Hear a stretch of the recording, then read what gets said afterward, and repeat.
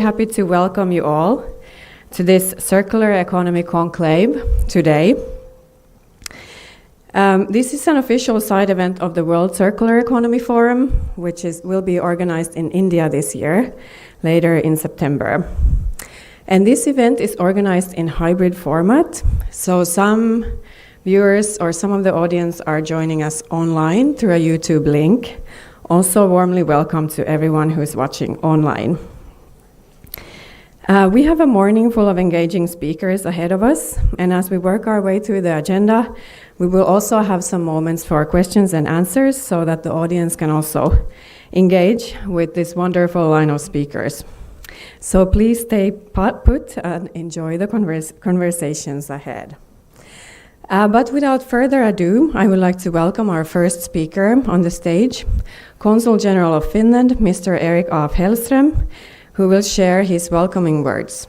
Consul General Erik, please, the stage is yours.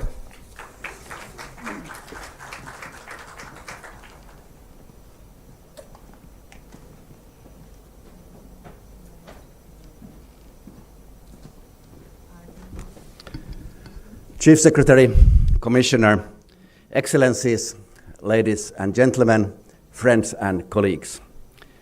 This year, 2026, has been a most remarkable year when it comes to bilateral relations between India and Finland.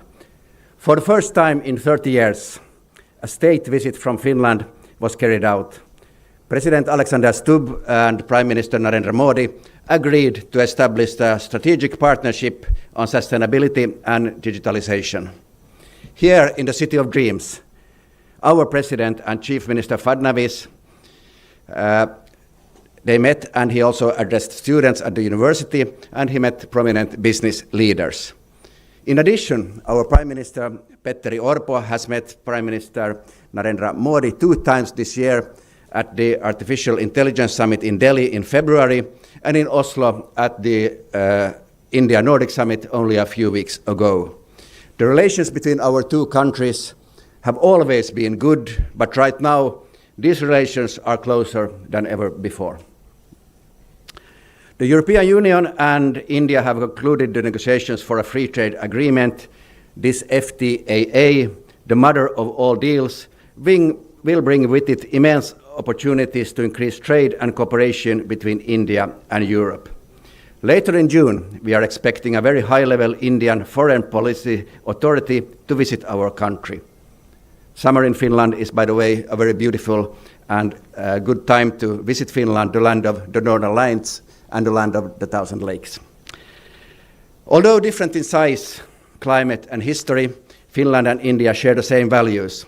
We believe in democracy, diversity, tolerance, the freedom of the individual, and the rules-based international order. The challenges of today are global in nature. If you think of climate change, plastic waste floating around in our rivers and oceans, we need international cooperation, we need global solutions to tackle them. These threats, these challenges cannot be addressed at national level only. We need global norms and cooperation across borders. Recently, circular economy has gained increasing prominence as a tool for solutions to some of the world's most pressing, cross-cutting sustainable development challenges. We must address root causes. A circular economy is an economy in which products and materials are kept in use. The Sustainable Development Goals, with its 17 goals, is a political commitment by the nations of the world.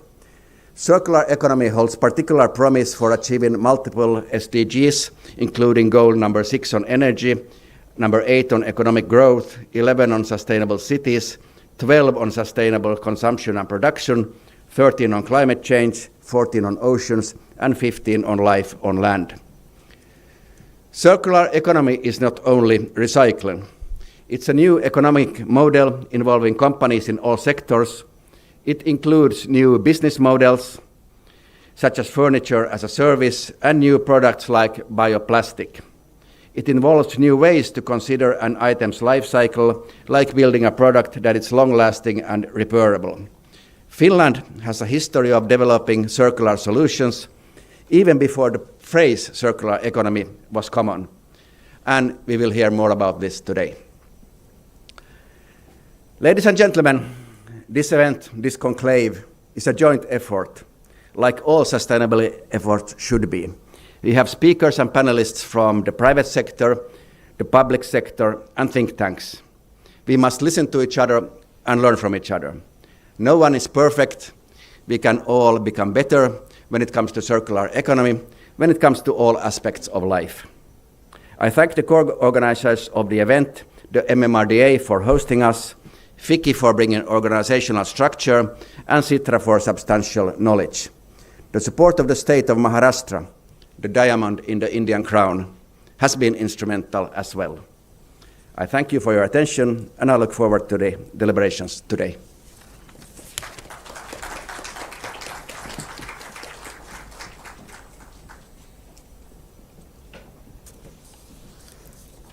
Thank you, Consul General, and thank you for the applause. I think we should all remember to applaud to our speakers so we get some energy in the room as well. I now have the great honor to welcome the Chief Secretary of Maharashtra, Mr. Rajesh Agarwal, to give his keynote speech. Mr. Agarwal is the Chief Secretary of the Government of Maharashtra and a senior Indian Administrative Service officer. He has held several key leadership positions in both the Government of India and Government of Maharashtra, including Secretary Ministry of Social Justice and Empowerment and Secretary Ministry of Skill Development and Entrepreneurship. With his extensive experience in public policy, governance reforms, and inclusive development, he currently leads the state's administrative machinery and the strategic governance initiatives. Mr. Agarwal, please, the stage is yours.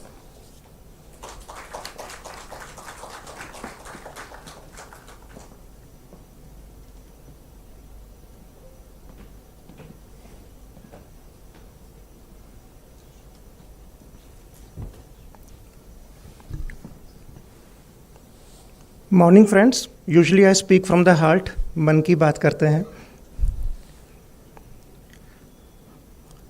So just before this session, I was sitting outside on a round table with the Finnish friends.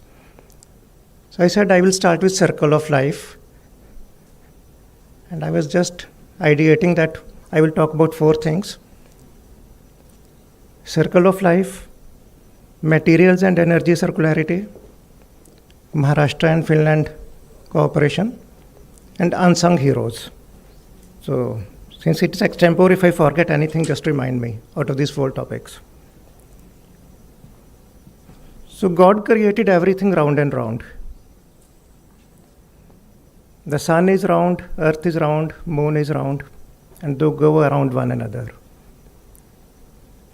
Night follows days and again followed by night. The seasons are circular. Ocean water evaporates, goes into clouds, comes back as rain. A plant grows from the earth, dies. So there's a beautiful circle of nature. So nature is not linear. It's mostly circles, sometimes mostly closed loops, sometimes shrinking or expanding loops, sometimes Fibonacci spirals, but mostly non-linear. So I love Punjabi and Persian Sufi poetry. So there's a beautiful poem by Shiv Kumar Batalve in Punjabi, Mitti da Bava. So Mother Earth creates a clay doll, nourishes it, dresses it, and finally puts it into a sleep because the father is away. So it has deep spiritual meaning, but we grow from the earth, we go back into earth.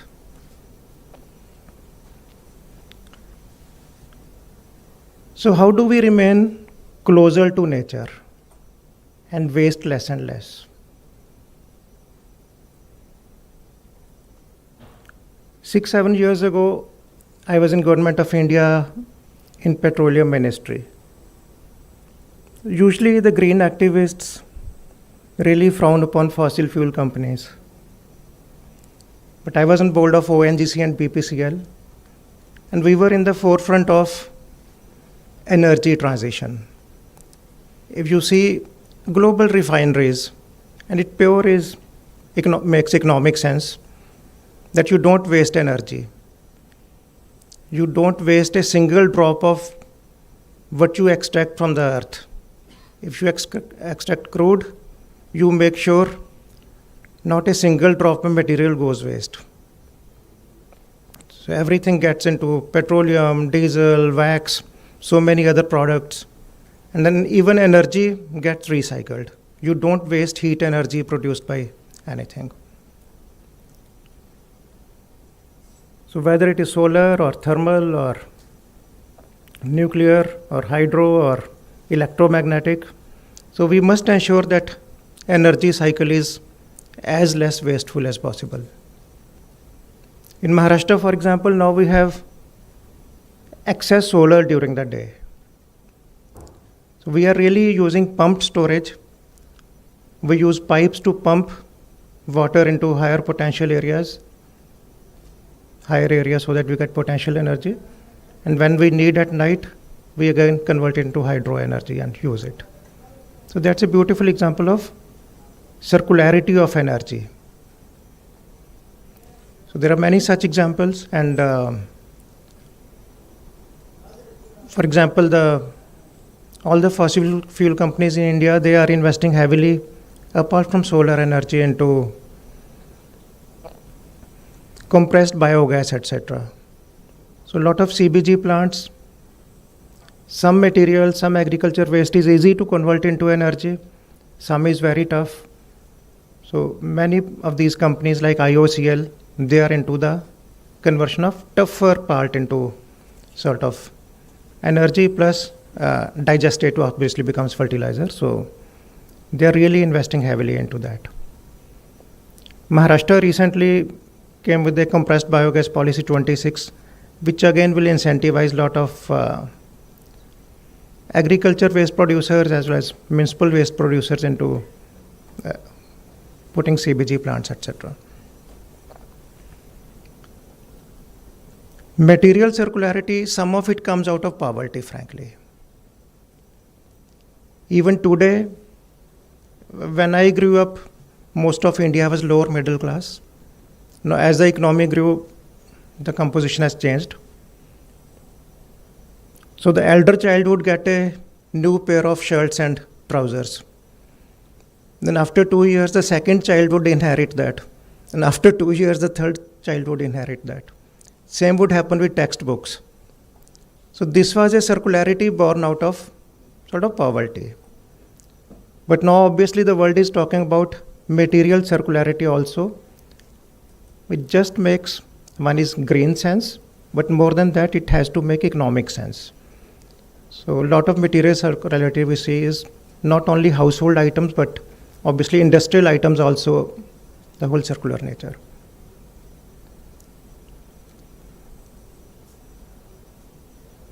I am told this meeting is an outcome of our Chief Minister's visit to Davos, where he met Finland's trade minister. They talked about a lot of issues, and obviously Finland is at the forefront of a lot of sustainable and circular economy kind of initiatives. We have companies which are providing global solutions, and I'm happy to see a lot of those people here in this room. So I hope today's meeting will set a new benchmark for India and Maharashtra and Finnish collaboration on these sectors. I mentioned about our CBG policy in Maharashtra. Yesterday, I was in MMRDA next block. So I was in Sanjay's room, commissioner's room, on top floor, beautiful room, overseeing a beautiful green patch. But there's a Mithi river inside. Since 10,000 years, the civilization arose around beautiful, nice water bodies. But unfortunately, Mithi river is not beautiful. The sewage from households, industry, the other plastics, they come into Mithi and make it into Nala. So we hope in next 3-4 years this will get cleaned up, will become beautiful. And we really hope that especially with Supreme Court also breathing down our necks and putting accountability on all municipal officers for solid to waste energy, for better segregation of waste. We hope these things will improve. But we have some municipal councils which have set up good gold standards. Navi Mumbai Municipal Corporation has a textile recycling plant. So all the textile waste really gets recycled very beautifully. Pune and PCMC have quite good segregation policies and plastic circularity policies, and they are doing something on the last part I come to, unsung heroes. Usually in such seminars, we see officers in positions of power, we see industry, we see people setting up new plants, machinery, equipment. But who are the real ground soldiers in our fight? Who are the people who go down our drains? Who are the people who really pick up stuff? So India has probably 2 to 3 million rag pickers. Just 2 kilometers from here, if we go to Dharavi, if you have to really see circular economy, I think all of us should visit Dharavi. I was there last month incognito for 3 to 4 hours. I went as a tourist. And you see what really circular economy means. And when you start digging down where from all those plastic and metal and other things come, you see an army of rag pickers. So are we doing enough for these who are the foot soldiers in this fight? So here also the Pune, PCMC, etc., they have taken some dignity to these people. The Namaste scheme of Government of India tries to bring dignity, PPE kits, better uniforms, better living wages to people who are waste pickers, who are rag pickers, who are transporting trash. And I hope when we talk in these seminars, we think about them also. Thank you so much.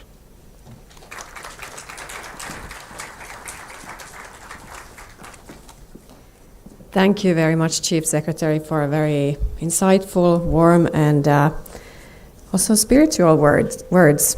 I must say that our next speaker, who I will soon call on the stage when she asked me about things to do in Mumbai, I also told her that if you want to learn something about circular economy, it would be good to visit Dharavi. So we're on the same page there. Thank you so much. Thank you for coming and supporting the cause. And it is now, the next speaker. I was talking about Marlena, but the next speaker, actually. I have the great honor to welcome our co-host, Dr. Sanjay Mukherjee, to deliver his keynote address. Dr. Mukherjee is the Metropolitan Commissioner of the Mumbai Metropolitan Region Development Authority, so MMRDA, and also an Indian Administrative Service Officer. He has held several senior leadership positions, including Vice Chairman and Managing Director of CIDCO, Additional Municipal Commissioner of Mumbai, and Secretary to the Government of Maharashtra. He currently leads some of India's largest urban infrastructure and mobility initiatives across the Mumbai metropolitan region. Dr. Mukherjee will share MMRDA's approach to circular economy. Please welcome, the stage is yours.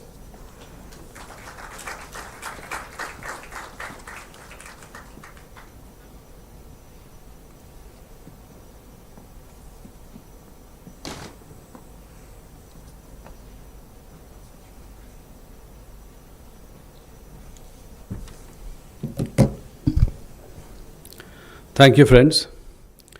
Honorable Chief Secretary, Government of Maharashtra, Honorable His Excellency, the Consulate General of Finland, all friends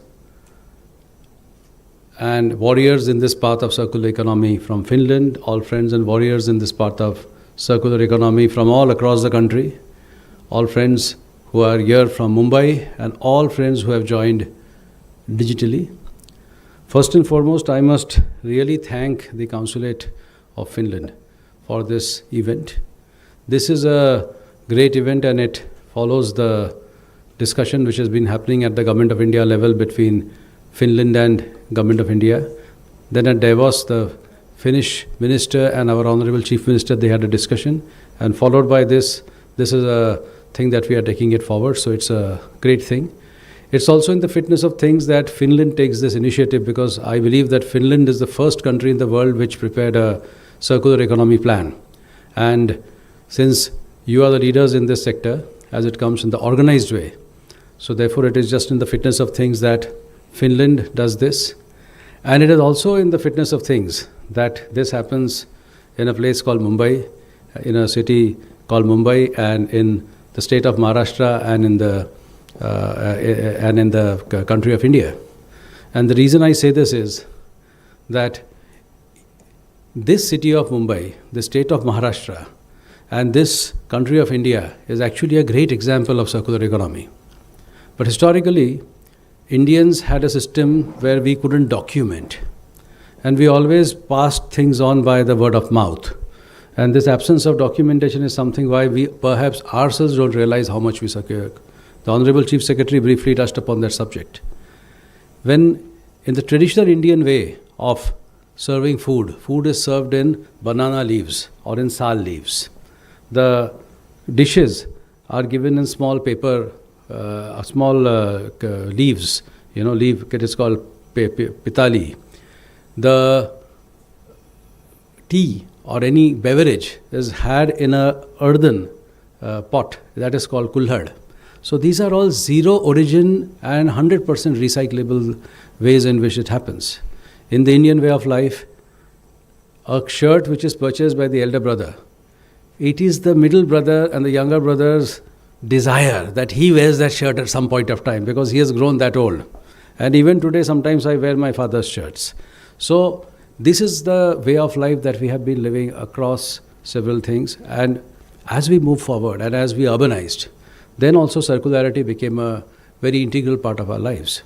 So as we lived, almost in the households, in the rural areas and in the semi-urban areas, almost every household had its own solid waste management system. Segregation at source is something which is inbuilt in our culture.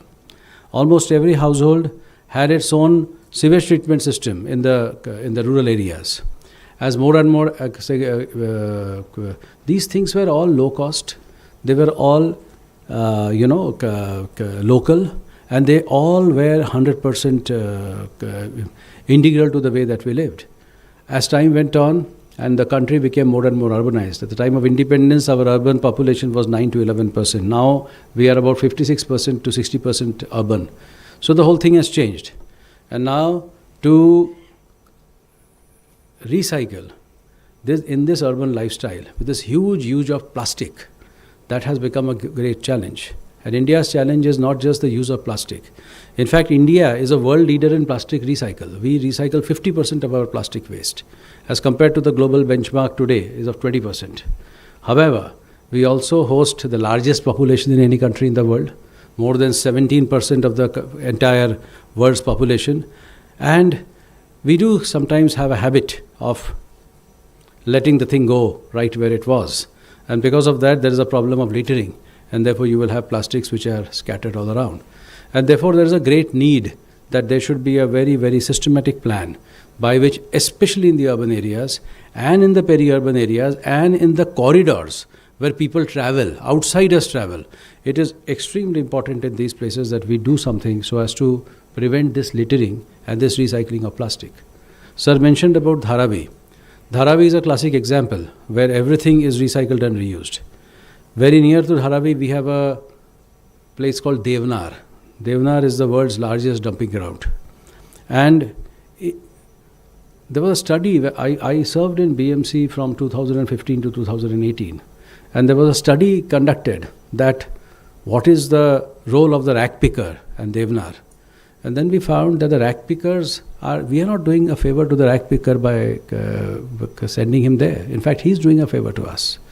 The rack picker economy was something like 235 crore economy at that point of time. That was the amount that they were contributing to the economy, and they were living their lifestyle. So therefore, any kind of solid waste management project that we do, that cannot be handled by the linear traditional thinking that today's education and today's thinking says. It has to take care of all those people who will be disadvantaged because of the technology that we bring in. And unless we are able to do that, that kind of sustainability will not come in. In BMC in those days, I remember that we thought that no human will come in contact with any kind of waste. And therefore, today, in fact, in 2018, we declared that all the sewer lines are totally free of scavengers. So nobody enters a sewer line, everything is mechanical. And we also declared that no person is touching any kind of waste with his bare hands. So everybody has a PPE kit. And as we speak today, that is the standard that is being followed in the Bombay Municipal Corporation in the urban city area. But what about the area behind that, around that? That is the challenge that we are facing, and that is what MMRDA is doing. So MMRDA therefore is trying to partner with the leading leaders of the world who have the knowledge in this thing. On one hand, we carry our own heritage and we carry our own knowledge of recycle. We carry our own culture of recycle. So that is something which is very integral to us, and that is right inside our blood. On the other hand, we want to bring in the best technologies around the world. And we want to marry these two together. So once these two are married together, then we want to create a product that will be very, very Indian, and that can be then scaled up everywhere. So to do this, we have today's event where I'm sure in the days to come, in the hours to come, and with the inputs that will come from various people, various seminars, many ideas will come whereby a particular technology which has worked somewhere in the world, how that technology can be adapted in a way that it is useful here. Number one. Number two, a particular technology which has been used in this country for a very long time, but that is very localized. How that can be scaled up so that it can serve a city which, or a metropolitan region which houses 25 million people, which is 2.5 million, 25 million people, 2.5 crore people. And that population is something same as the population of Australia. So that is the kind of challenge that we are facing. MMRDA today has a partnership with the government of Netherlands, the government of Finland. We also have a partnership with the KFW, and KFW funds us. And so we are doing certain circular economy projects in areas like Ambarnath, Kalyan, etc. And we plan to take up many other circular economy projects in various other parts of the world. In the World Economic Forum, we signed up certain agreements with certain technology providers to bring in more technology in this sector. And I'm very hopeful that today's discussion will come up with some very good ideas as to how the thing come forward. I would request that at the end of the day, whoever is the, as they say, sutradhar in English and the moderator in Hindi and moderator in English, comes up with an action plan that these are the things that need to be done. These are the things that need to be done perhaps at the national level or the state level. These are the things that need to be done at the level of regional authorities like MMRDA. These are the things that need to be done at the municipal level, and these are the things that need to be done at the village level. If we are able to write it down, quantify it, and make it measurable, then I think we shall definitely make a serious progress. And when we'll perhaps meet again next year, then maybe it can start in a way whereby we produce a white paper or something, whereby we say, this is what we had done last time, and this is what we have done in the course of the year, and then we take the discussion forward. Ladies and gentlemen, I welcome you all on behalf of MMRDA in the MMRDA Auditorium. I thank you all for participating. I would sincerely like to congratulate the Republic of Finland for taking this initiative and organizing this marvelous event. And I hope all of us take full use of this opportunity and come up with something that we can use and make our lives better. Thank you so much. I would kindly ask Mr. Commissioner to stay for a second on the stage, and if we could also have Chief Secretary and Consul General, we'll just greet you with a small token. Thank you.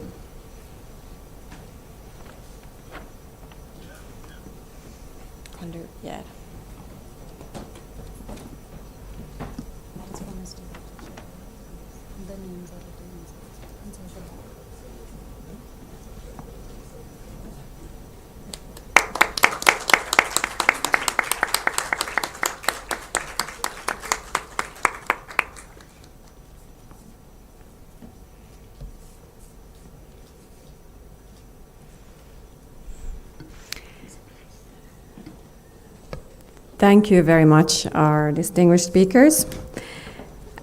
And now I have a great pleasure to invite on the stage the speaker I recommended to go to Darabi.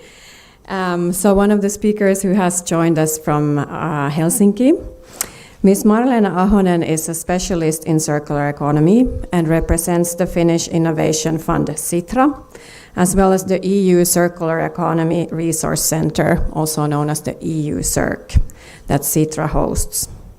With EU CERC, Ms. Ahonen works for an increased uptake of sound and inclusive circular economy practices, policies, and business models around the world. And Ms. Ahonen will join us on the stage to talk about Finnish and European Union approaches to circular economy. Please, the stage is yours.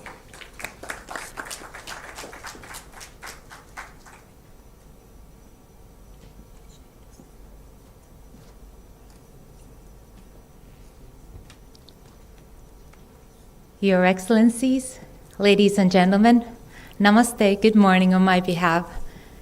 Dear friends of circular economy, I'm really honored to be here in the vibrant and beautiful Mumbai to share a few notes on the work that has been done towards circular economy in Finland, in the EU, and globe as a whole.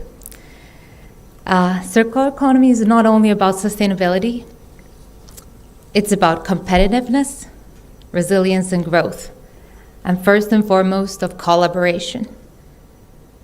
As Maharashtra is already a manufacturing and services hub and innovation and skills-driven economy, with circular economy can result in higher value, export readiness, and resilience in global markets. As stated, my name is Marlena Ahonen, and I work as a circular economy specialist in Sitra and EU Circular Economy Resource Centre, EU CERC, and we also host the World Circular Economy Forum.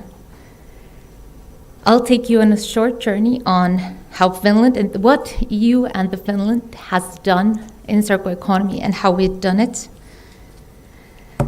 Circular economy has been on EU's agenda for over a decade now, and many countries have developed their circular economy strategies, and here Finland was indeed the world's first. On a global level, the list of countries that have really realized that circular economy is the way of the future has really grown. We can see that there are over 80 circular economy strategies and roadmaps across over 50 countries, including India's circular economy roadmap. This is a really significant number as it covers 25% of all countries in the world. Perhaps we can say we're on the right path with circular economy strategies, but a roadmap without implementation is merely a plan.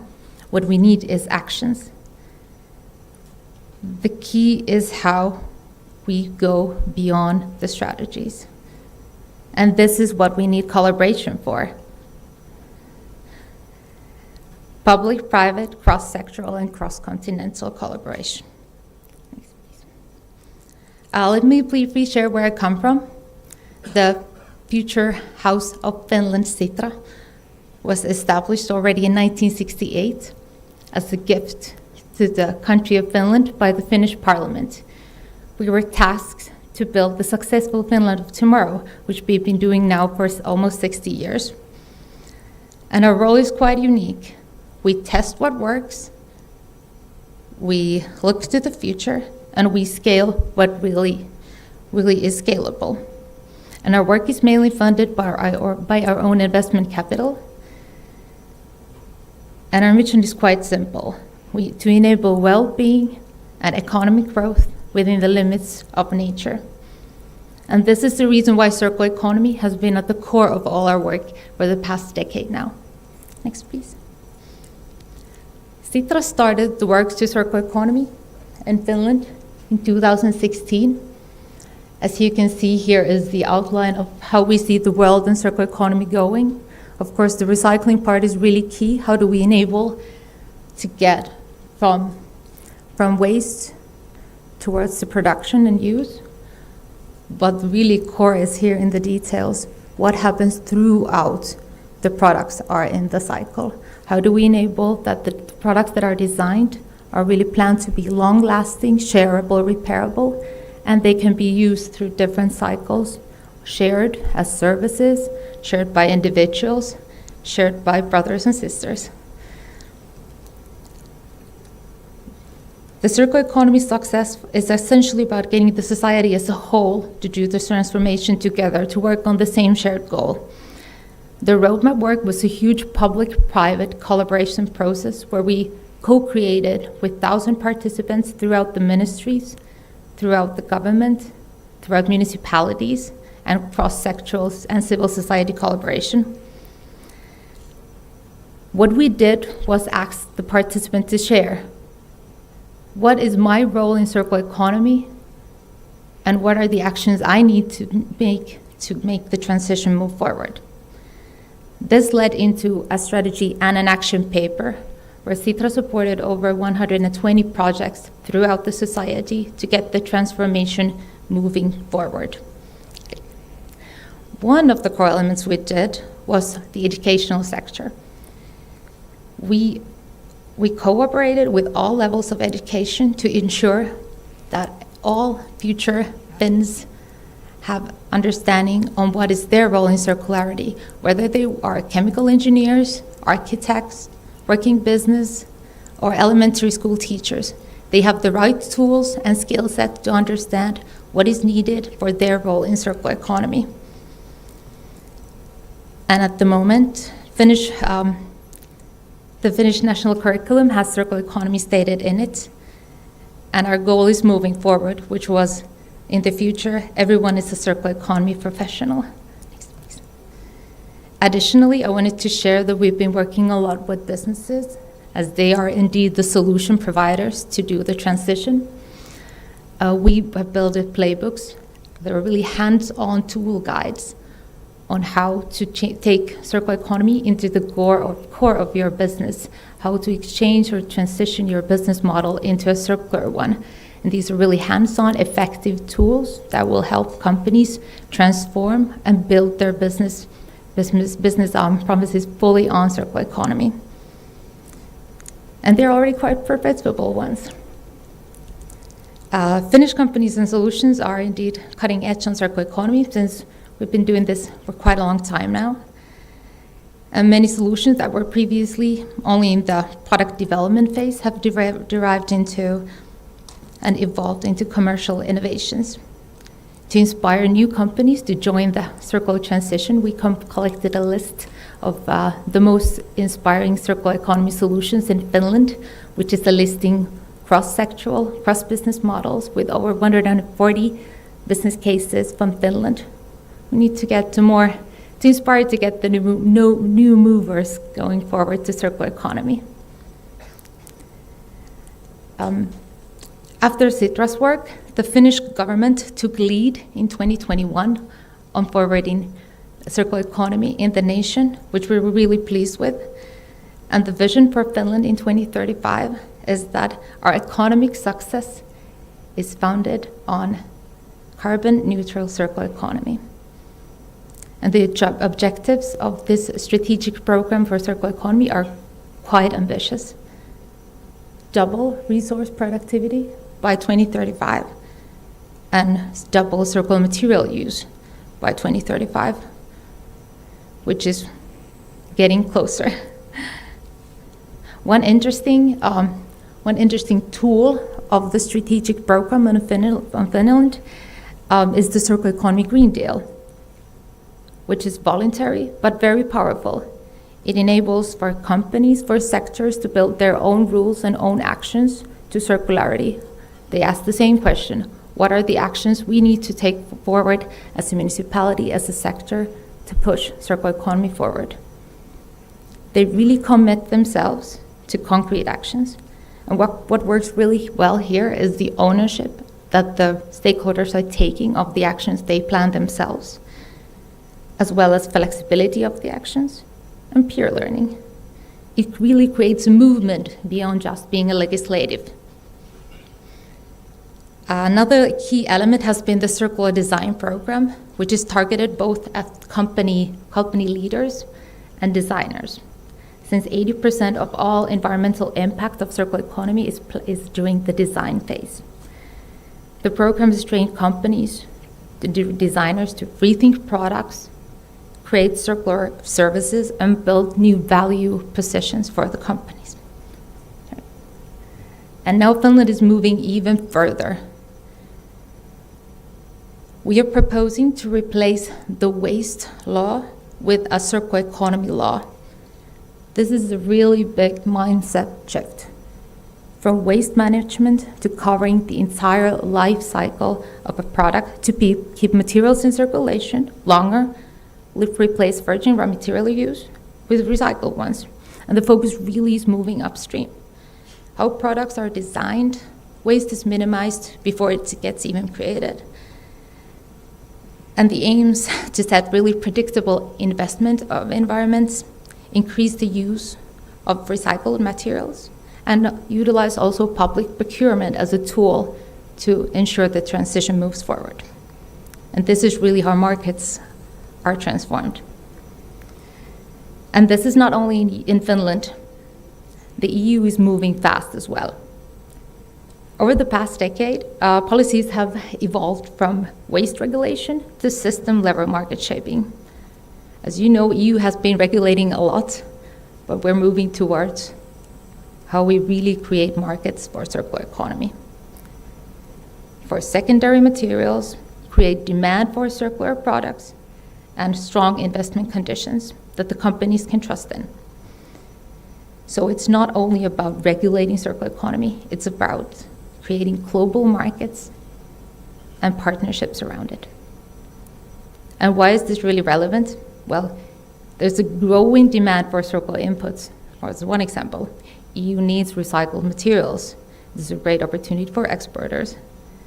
In addition, investment flows. Circular industries are coming more investment ready. And global partnerships.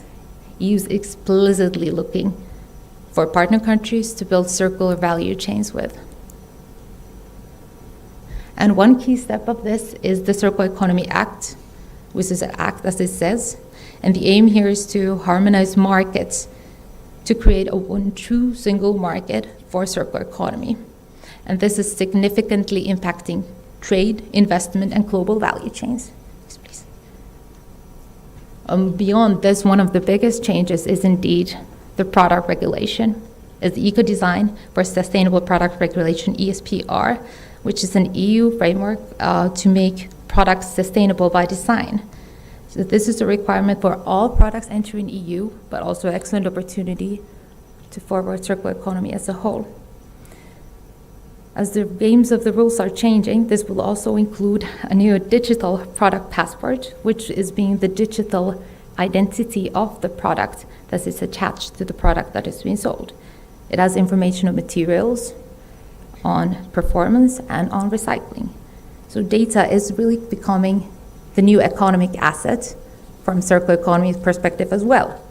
So countries don't only export products longer, they export really the trusted data that is attached to the products, making the product level data the new economic asset, especially for early adopters. To support the transition, EU has also built platforms such as the European Circular Economy Stakeholder Platform, ESEPS, which is a network for networks, sharing a lot of thousands of case studies also on how circular economy has been put forward with different stakeholders. And it's a structure to share information between academia, companies, and decision makers, all in favor to get circular economy moving forward. As circular economy is becoming the new rules of global trade as well, the EU-India FTA is not only about market access, it's about aligning with new global trade model where circularity, transparency, and sustainability really determine competitiveness. This includes traceability, sustainability data, and circular performance. This is also a huge opportunity through differentiation. Products with verified circular data result in higher trust, stronger partnerships, and indeed as well as attracting new investments. As the rules of economics are indeed changing, and Finland and the EU can't do this alone, we've also the reason for launching EU Circular Economy Resource Center, EU CERC, to support the uptake of sound and inclusive circular economy policies and business models. It's a partnership and collaboration platform between the EU and EU partner countries. We're operating under the Global Gateway, funded under European Commission and Finnish Ministry of Foreign Affairs, and operated by us at Sitra and our friends from Enabel. It's really acting as a platform for collaboration. We provide knowledge, building new and compiling the best existing ones, expertise, bringing together peer stakeholders to share and learn, as stated in the previous keynotes. We have best practices all over the globe. How do we get the experts together to discuss how to advance together with circular economy transition? It's a global need. And really we do practical support where there's a demand, where we can react to and help get circular economy forward. We really work globally throughout the globe. Our priorities are quite practical. We do roadmaps, especially because that's where we started at Sitra. We see it as a key starting point to get all vectors aligned to the right direction, but indeed focus a lot on the implementation part, how to get the best actions moving forward together. We're related to the design. That's a big change from the EU. We're currently working on a guidebook to support creating understanding on what are the needs, what are the right elements to take forward as a company, where to tackle the change in market operations. And from sectoral perspective, focusing a lot on CRMs, bio-based streams, as well as industrial side streams. We act demand-based and focus where the impact is highest. In addition to EU CERC, as you know, we at Sitra have been working on the WCF for quite a while now. It's a global platform bringing together leaders, businesses, and policymakers. It has traveled around the globe, and we're more than happy to be coming to India this September. All eyes will be on India and circular economy transition, and this really reflects the growing global momentum. Let me still further highlight a few insights on a global level from the previous WCF in Sao Paulo. What is seen as the circle advantage, where circular economy truly drives competitiveness, innovation, productivity, and growth. It is becoming central in all trade agreements. It helps secure critical raw materials from secondary sources, and it has already entered global negotiations. In short, circular economy is indeed moving to the core of the global economy. To conclude, we're on a very exciting path towards circularity as a globe in whole. Finland and EU have taken important steps, but we're still learning. And the most important here is that the transition needs to be global. And no country can do it alone, and no continent can do it alone. It requires collaboration, trust, and shared ambition. I'd like to invite you all with an invitation. What is your role in circular economy? And what are the actions you need to take to put it forward? I would love to see you all with your ambition goals in WCEF in September this year. Thank you.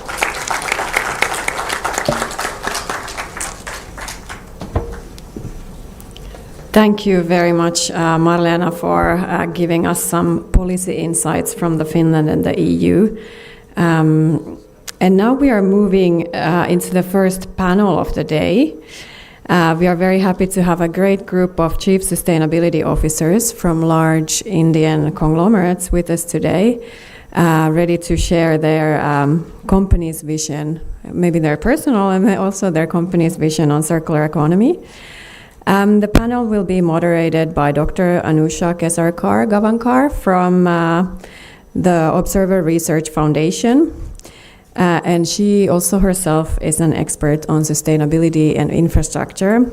So let me welcome first Dr. Anusha on the stage, and then if you could call in our distinguished panelists. Thank you.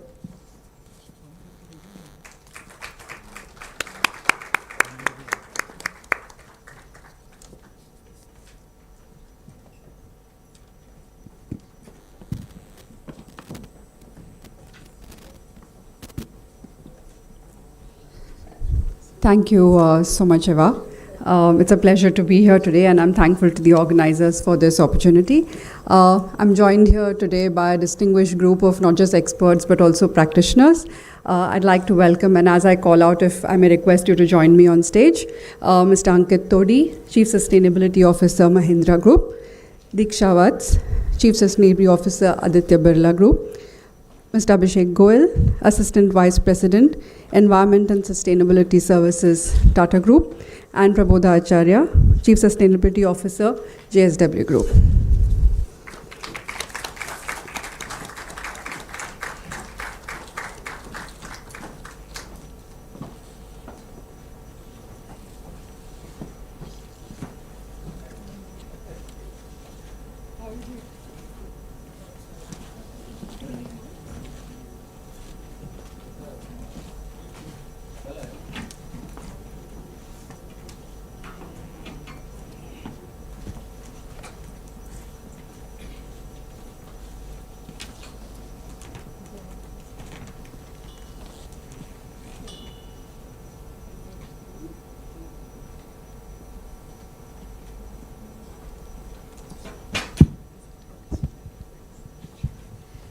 Yes, so we've all had a great introduction on the topic already. And as India's economy expands, I think circularity is increasingly moving from the margins of just sustainability conversations to core industrial strategy, core company strategy, which you would all agree with. And this has also become critical to questions around resource security, waste management, energy efficiency, and resilient supply chains. And large Indian conglomerates, like all of you here, are of course very uniquely positioned to help with this transition, not just for Maharashtra, but for India as well. And these conglomerates are just beyond circular economy practices, right? Because they also shape supply chains, they influence markets, they mobilize finance, and create ecosystems at large scale. So today's discussion, we will explore three broad themes.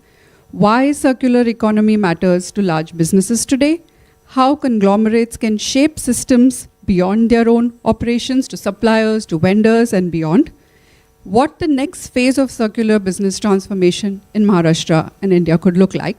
I think with 30 minutes on the clock, I will request all of you to keep your comments concise with the large body of work that all of you are doing. I know it can be difficult. I'll be inviting each of you to begin with your first round of interventions on why, from your perspective, do you think has circularity become strategically important within your organization? Ankit, is it okay if we start with you?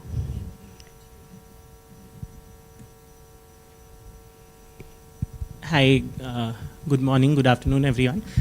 Pleasure to be here. I think when it comes to circular economy, there are basically two principles that we rely on. One is what we call material circularity, and the other is business model circularity.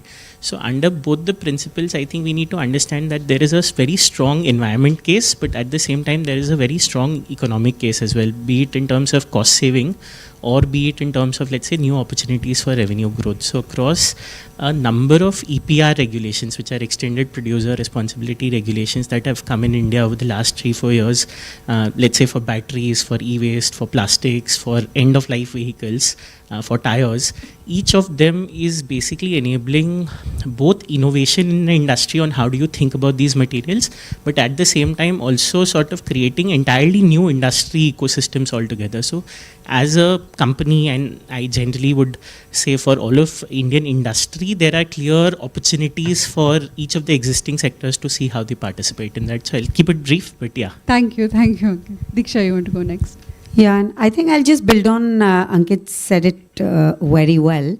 It would therefore be about coming from either a push, which is these regulations, or a pull from customers asking for a higher recycled content or a greener product. So between that push and pull and the need for resource security as the resources become more scarce, that's what is leading to the bigger strides into this whole circular economy space, whether it's in a business model itself, which is for our downstream aluminium company, or the latest smelter which we are putting up on e-waste and copper recycling, first of its kind in India and second of its kind in world, which is coming up in Gujarat, and it's going to be, it's in the process of being constructed and phase-wise commissioning. So that's where I would leave it at. Okay, thanks. Yeah, Abhishek, go ahead. Hi. Good morning, everyone. So I think part of it was said very eloquently by Mr. Rajesh Agrawal earlier today. And I think I would like to, and when I was preparing for my answer for this one in my head, it was like, it's at multiple levels we can answer this. At a very universal and a global level, I think it's the most natural thing to do. Circularity is the way nature is, and that's the most natural thing to do. So I think that's one. At a more national scale, I think India has done it for the longest time. For thousands of years, we have lived a very circular life, and therefore, I think it makes only more sense for us to push that way forward. At a Tata Group level, I think it's something which is the right thing to do, which we have always believed that we have a role to play as a large conglomerate in the country, and therefore it's our part. Apart from all what Ankita and Diksha has already said, I think as a conglomerate we also feel that it's part of our duty as a responsible corporate. And finally, at a very personal level, I think that there are 4 or 5 E's that I can think about circularity. The first one is efficiency, and circularity is extremely efficient. The second one is it's economically sound, it's environmentally responsible, it's ecologically correct.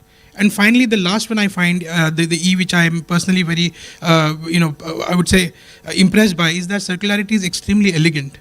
If you look at it, when you make a truly circular product, there's an inbuilt beauty and elegance about it. So I think these are the reasons why it's becoming more and more. And as the world moves more towards a resource scarce world, more people competing for the same set of resources in a more geopolitically refined, confined world, I think this will become the need of the hour. Thank you. I'm audible. I think. After listening to all 3 panelists, I should now give some examples. And your question is why circularity is important today. Actually, in JSW Group, circularity is not important today. It was important when we started our business. So let me give an example. Ankur, you started with business circularity, material circularity, and I will also add product circularity. Let me give 3 examples. On the business circularity, if you look at, we are the largest steel producer in India. We produce steel, but we produce a lot of we call byproducts. We never call waste. And there is something called slag which comes out when you produce steel, and which used to be waste, and it takes a lot of land. So we created a business, that is JSW Cement, to manage those waste and use those, and created a business model by creating a business. And that becomes one of the low carbon product business in the world. That's on the business level how the circularity is working for us. On the material level, in fact, when you operate integrated steel operations, it's a hugely material consuming process and energy consuming process. So everything which comes out must be reused. On the energy level, if I categorize that in the gas, liquid and solid products that comes out, every energy which comes out, we try to trap and use through different technologies. That's called waste recirculation process or waste gas recirculation process. 40 to 50% of our energy needs actually get met through managing this waste pressure and waste gases coming out of the system. This is the circularity of energy systems itself. Every solid material that comes out of the systems, we use it, whether it is for the construction material, whether it is making the cement, or whether it is making manufactured sand. So currently we are looking at almost 99.9% of our waste being managed byproducts as a byproducts or co-products. So that is where it gives economic value. So circularity is good for business. This is some of the examples I am giving, right?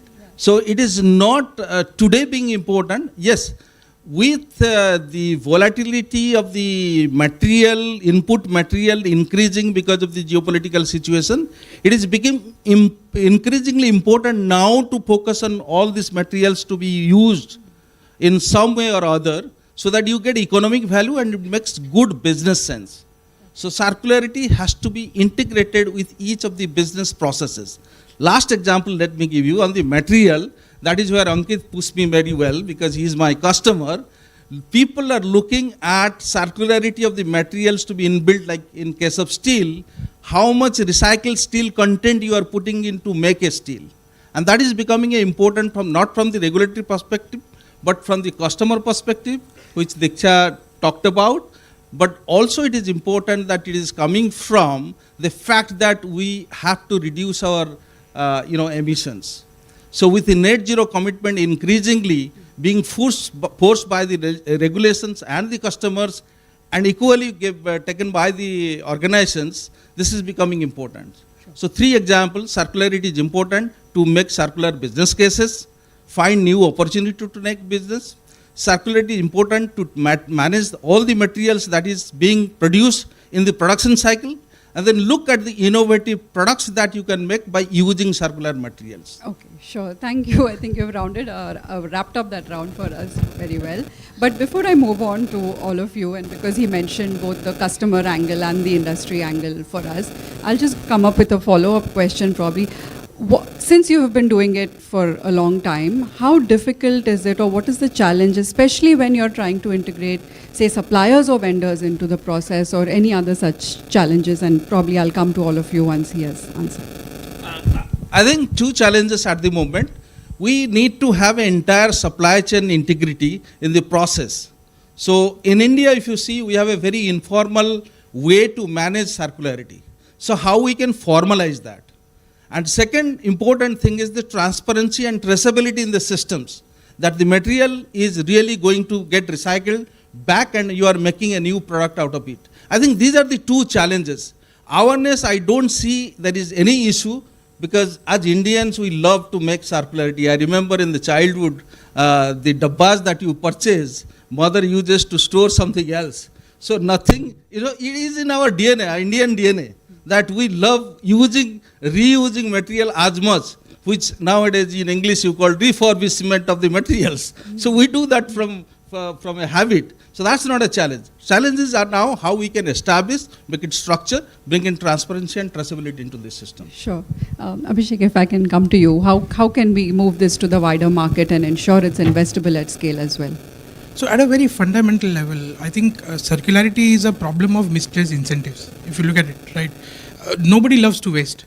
But the problem is that when a particular material reaches a point where the economic value or deriving an economic value out of it becomes difficult, that is when the real problem starts. I think, so from that point of view, I feel that for corporates like us, the way we look at it is, if we can create the right incentives for for the value chain downstream or upstream rather, we can actually move the needle. We can bring about real change, which people have been wanting to do. Again, I think for the longest time we have been trying to convince people that let's do this. But the moment you put an incentive, the incentive could be in the form of a customer requirement that this is what we demand from you.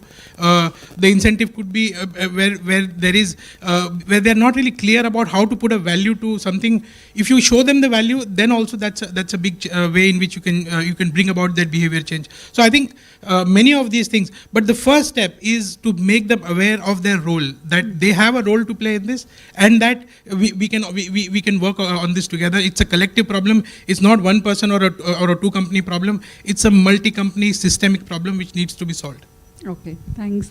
Diksha, coming to you, where do you see the biggest leverage? So I think it varies with geographies. So it is very well shared on what's been happening EU and the EU CERC examples that came about. What makes it, and that was also spoken earlier, what makes India different is that whole paradox of the technology, innovation, and to some extent capital lies with the formal sector, but the material lies with the informal sector. So how do you kind of bring that together in a way that it's win-win? And for that, I guess it's the whole thing of how we say everything builds up with a combination of policy, finance, technology, and in this case, the fourth lever of social upliftment also needs to come in. And that's how we've seen things change. For example, for our, as ABG, we operate now in 40 countries. And where, I mean, you know, for example, for beverage can recycling, the numbers are almost 100% in Brazil and Japan. Japan, we put aside as an example. On many things, they do many very differently and culturally very different. But how it comes about that that social understanding, social win-win, that, you know, people think that it's now the thing to do, and it's good for me, kind of a thing. And therefore, how that would happen over a period of time for different products. In beverage can, it moved like that. In automotive, where ethics coming from, we started to work with Ford and JLR, so one of the Tata companies, to say, can we close the loop for pre-consumer like that? So post-consumer, we learned from what's been happening in beverage can, and pre-consumer on what we've done with in the automobile sector, whether it's on with Ford and JLR there, or through Alu Mobility, what we are calling, and then entire value chain with what Birla Carbon's been doing with Michelin and Pirelli on how carbon black can be coming back. But when we will try to learn from all of this, in India, it's essentially, and even globally, when you talk about aggregation, is that moat. That, you know, how do you aggregate and form those partnerships to say, whether it's these pre-consumer kind of partnerships or behavior change, and then at that sorting, segregating stage, technology plays a big role. Even at when, as we've learned, and you know, just for our Finnish friends here, the plant in Pakhajan that we're coming up with, it's a Finnish technology. We're working with Metso to set up the e-waste smelter there. But at every stage, you need partnership for different this thing, whether it's on collection or optical sorting or the smelting process, and then the demand signal coming from, you know, is Apple wants recycled copper. Is it how much are they ready to go and work with us? And maybe last thing, I think, and that's been a, you know, we learn as we go along, that not every material is the same, and not every material should be we should try to recycle at the same time. I think just understanding that which material is ready to be recycled, and if not, then what would make it ready. So treating it not as this whole single thing, but to say each material and each geography needs to be evaluated in a different manner is another important thing. Ankit, to you. Ankit, I think she raised some very important points apart from partnerships, the sociology of it, the ethics of it. What is it for you? Procurement, innovation, what is it for you? No, absolutely. So, you know, in a way, just perhaps attempting to sum this up, there are three fundamental challenges. I have great panelists. They're all rounding up every question, so it's great. Absolutely. So one is definitely the reverse logistics problem as a whole. So across all types of materials, aggregating it from the ground level and bringing it back is often a challenge. Very simply put, let's say when you manufacture a tire, you have one big factory in India that supplies around the country. But when you have to do the reverse logistics and processing, you can't bring all the waste tire to a central location. So that often becomes a problem. How do you, one, aggregate it and also process it relatively more locally, geographically? So that fundamentally is a difference in approach for all things recycling. The second problem often is about the economics of every material is very different. While, let's say, the economics for aluminium, steel, etc. work very well, but when it comes to, let's say, plastics, it's a lot more difficult. For some components in battery, it again works very well. So material to material, the economics of whether recycling makes sense or not is very, very different. So you really have to go into the details for each economic value chain, that how do you incentivize it, who do you incentivize so that the circle works. Very nuanced solutions to that. The third is, again, we are in early days of this ecosystem to some extent in a formal manner. And in an unorganized setting, I think a lot of this has already been working, but in an organized manner, a lot of this is still early years. The EPR regime largely started in this decade. So there, if I were to take very specific examples, you really need the ecosystem people to come together. We did some work, let's say, in the tire ecosystem. Now, we are not responsible for tire recycling, but as a major consumer in that segment, by bringing together the stakeholders, be it the tire companies, be it the recyclers, be it other material suppliers, by initiating a conversation in that ecosystem, it can move things forward, which is a win-win for many stakeholders together. Similarly, the other area would be end-of-life vehicle recycling. So in a similar capacity, as an automaker, there is a role that you can play. We also have a recycling company. Now, you really have to solve the economics, get 3-4 different categories of stakeholders to work together. So the ecosystem level problem solving is really something that stands out in the circular economy ecosystem. And we really need to be ambitious, I think, both as private sector and public sector to solve this.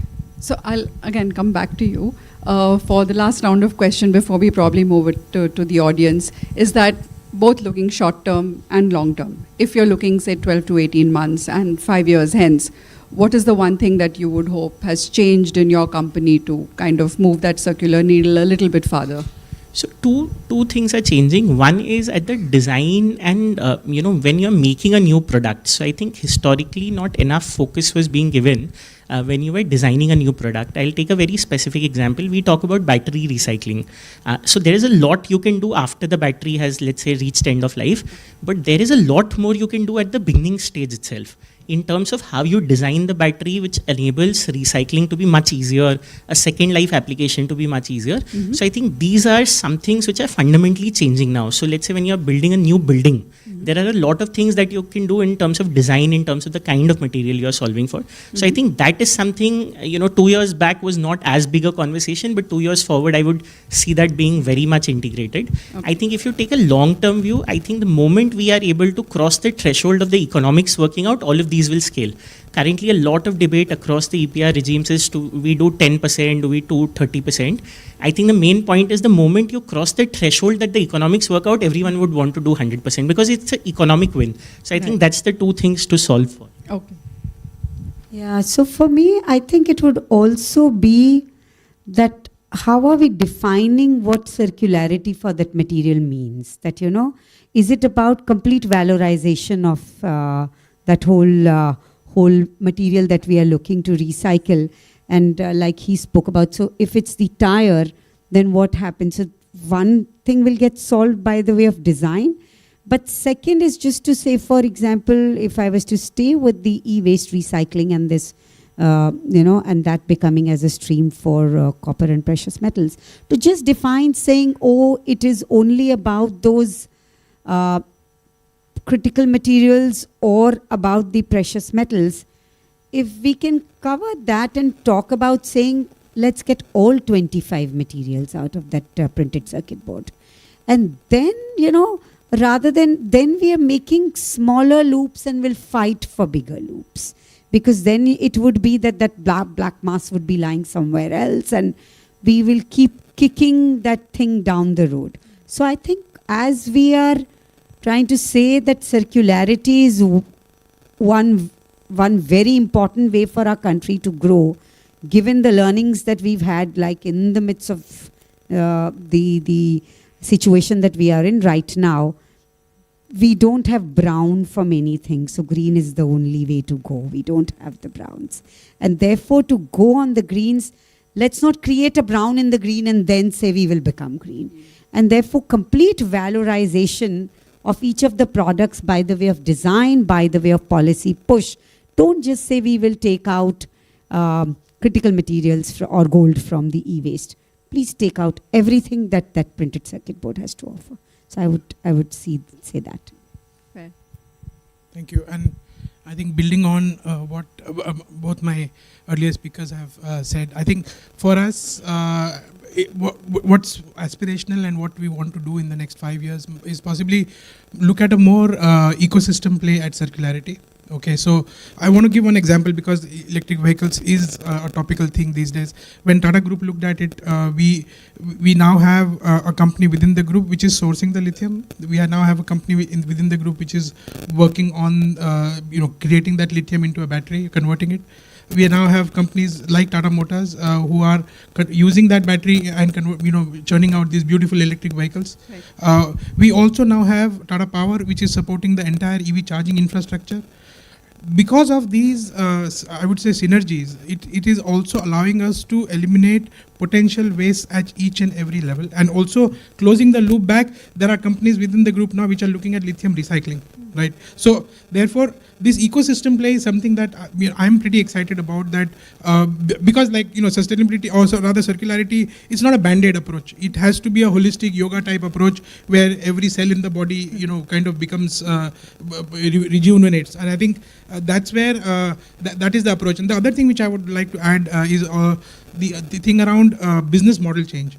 We all talked about material recycling. I think Ankit alluded to it in the very beginning also, that business models also need to change, and therefore the whole concept of product as a service, these are the topics which possibly will also have better outcomes for humanity as a whole, because then building in something called as obsolescence as a part of a product will go away, and companies will have a lot of incentive to design products which are multi-year use, and they will not go bad over a period of time. Right. So that's my take on this. Thank you. Yes. Yeah. Quickly, Ankit, I am fully convinced that circular business model is profitable. So it makes perfect business case. So I don't think we need to establish business case. Sorry for disagreeing on that point. What we are trying to focus is, there are two things. What is in my control, what is not in my control. When we are building a circular business model, many things possibly will not be in your control.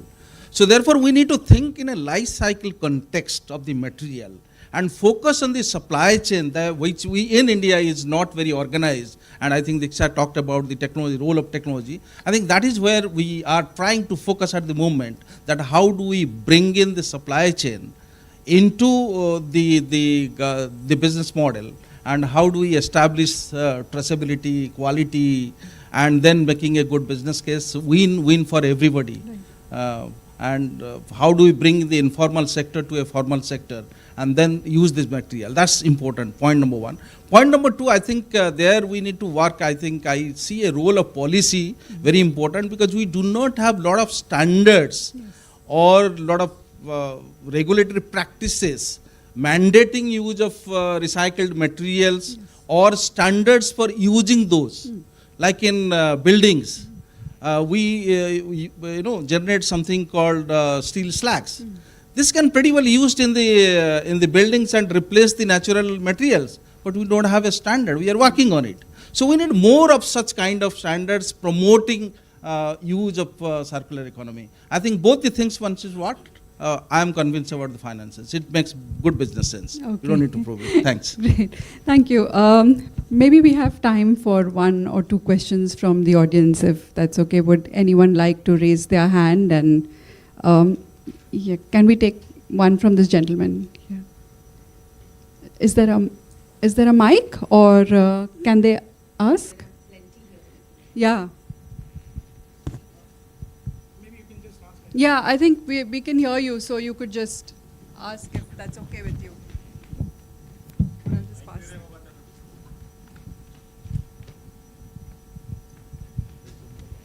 Yeah.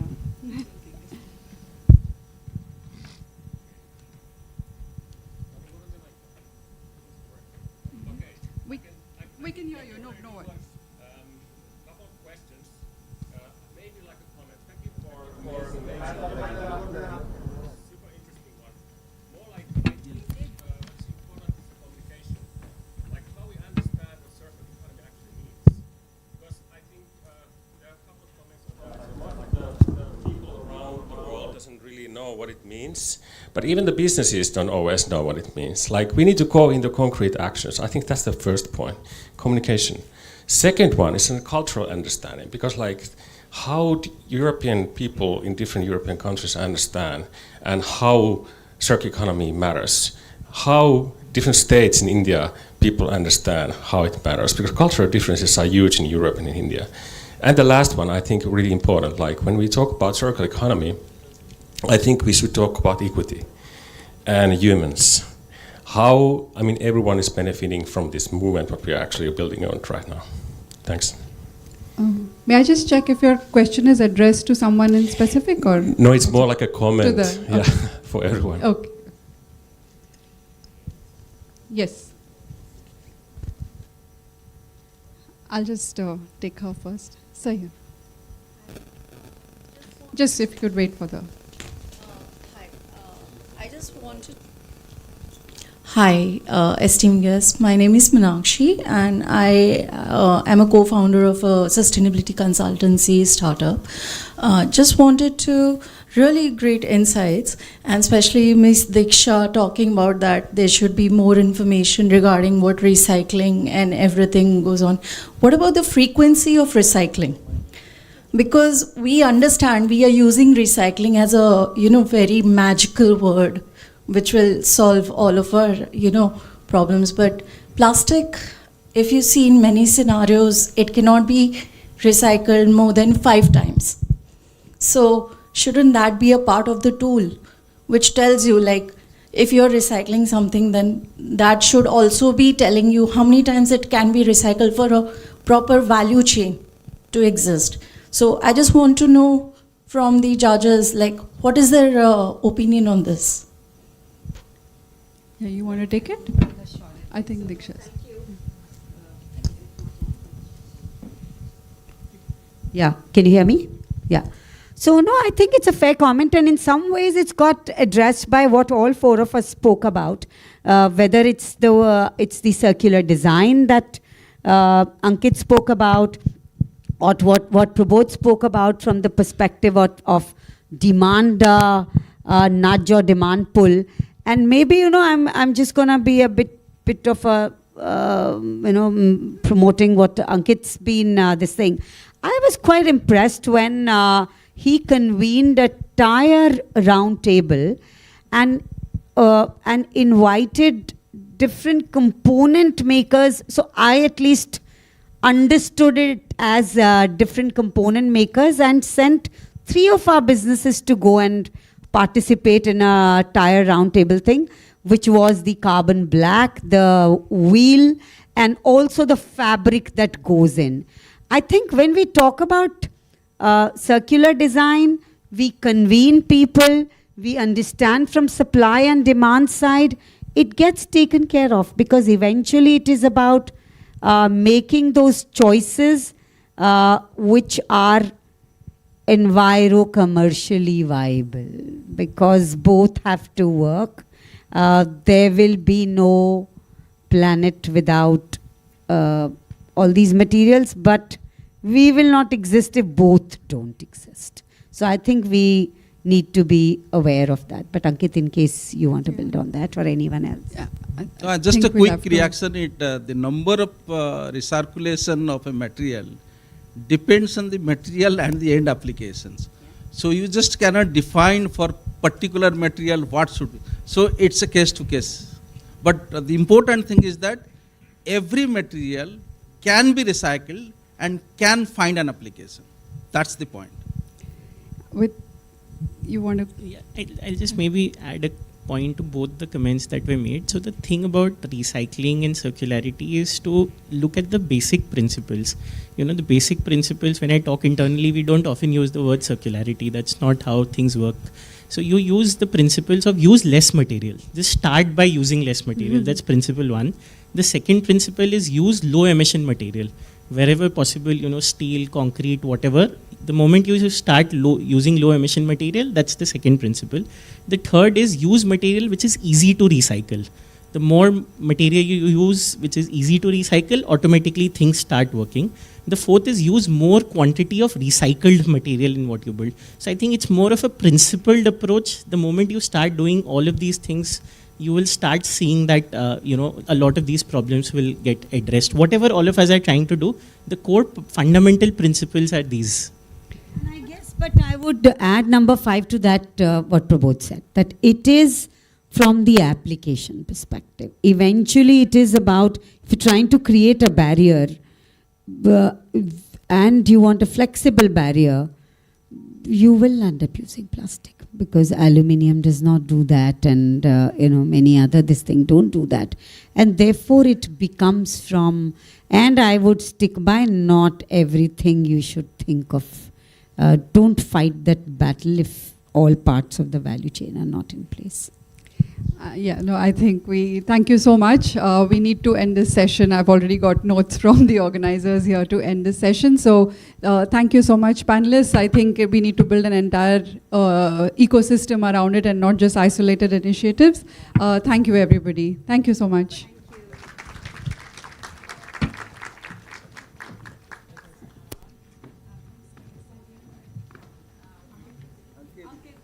Yeah.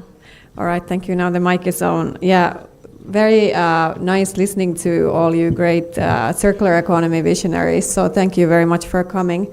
I think you will be handed some thank you tokens. And now we will move on to our next session, which will actually be a so-called fireside chat. We'll also redo the stage a bit.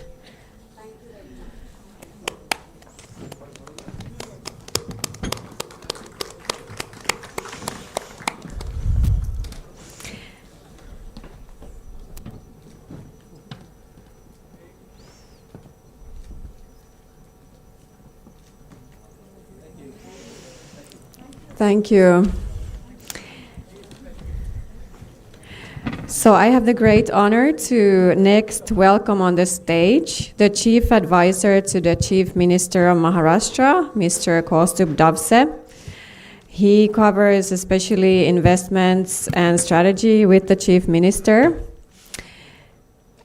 And he will be interviewed by Mr. Chaitanya Marpapkar, an award-winning journalist with the Times of India, where he covers governance, public policy, urban affairs, and politics.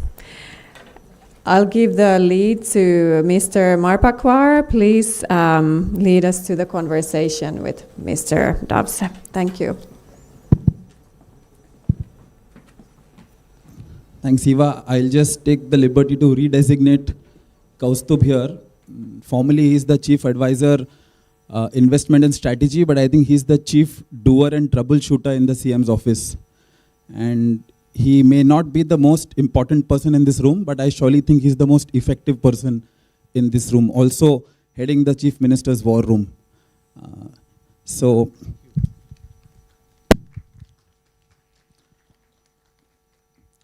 I wanted to ask you about the Mumbai sustainability vision. I'm bringing him right into Mumbai because we are in Mumbai, Maharashtra's capital. So Chief Minister, I think, unveiled Mumbai sustainability vision at Davos at World Economic Forum.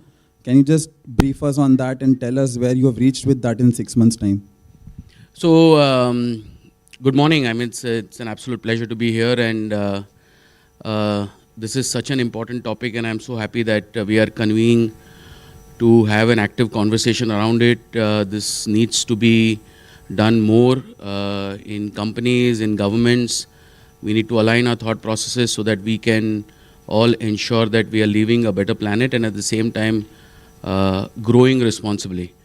I think sustainability has been a principled approach within the government from the time the Honorable Chief Minister took over. I have several examples that I can cite, including some of the projects that got approved, whether it was the Coastal Road or the Atal Setu. Both were very, very tough to get approved unless and until we committed ourselves at the highest level within the cabinet and government of India. One was related to marine life, and the other was related to the flamingo habitat. So we ensured that we build those very responsibly. So the culture already existed, but some of the important aspects of it were not in conversation. So what essentially ended up happening, I think more predominantly post-COVID, was an increased realization of getting this entire ecosystem together. So what eventually led is a partnership with the Tata Group in Davos to build a very solid circular economy ecosystem. And there are three important facets to that. The first very important facet is essentially a policy support which clearly defines waste as a resource. Unless and until we policymakers are putting it in print, very clearly indicating, which is very well known, but what is the policy support that is being provided by the government in order to enable? I came into the earlier conversation, Chaitanya, a little late, but very interesting conversation amongst 4 or 5 individuals who lead sustainability in these institutions. I almost agreed to most of the views that were presented. So the first is, very solid, transparent, predictable policy ecosystem, which enables you to think of waste as a resource. The second important thing is the systems itself, the segregation system, the collection systems, very clear-cut, defined framework to do that. More or less within the Mumbai Municipal Corporation, for a very long time, this has evolved well, but slowly, because the challenge is extremely profound. It is the magnitude and the scale of the challenge is huge, and the discipline does not exist, both within the system and also at the citizen level.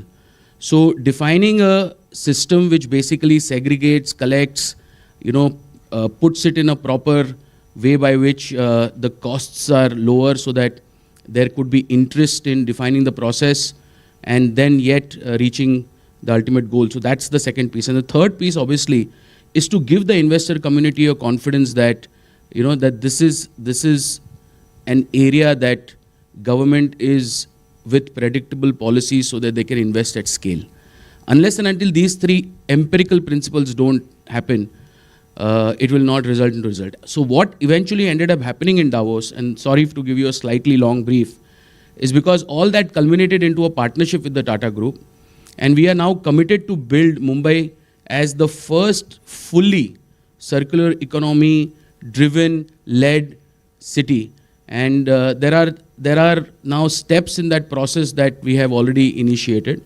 The first step, obviously, is that we have set some very specific benchmarks. The first benchmark is the AQI benchmark. So we are looking at AQI because the whole circular economy is divided into several parts.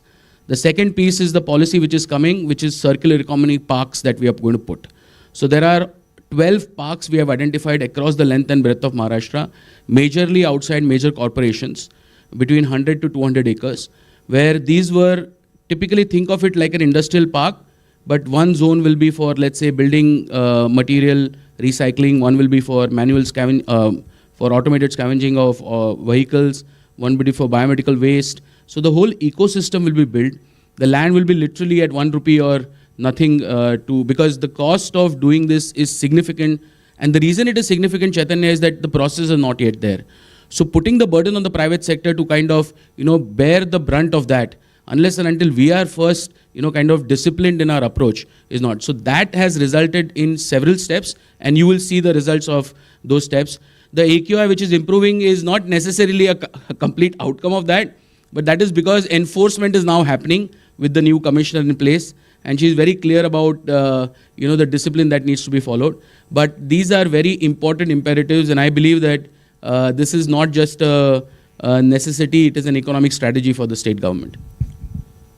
To add to that, as you know, Mumbai, the biggest development is actually redevelopment, which redevelopment in infrastructure and redevelopment of housing. So is there some way where through your vision and what you've said, can circular economy be brought into redevelopment?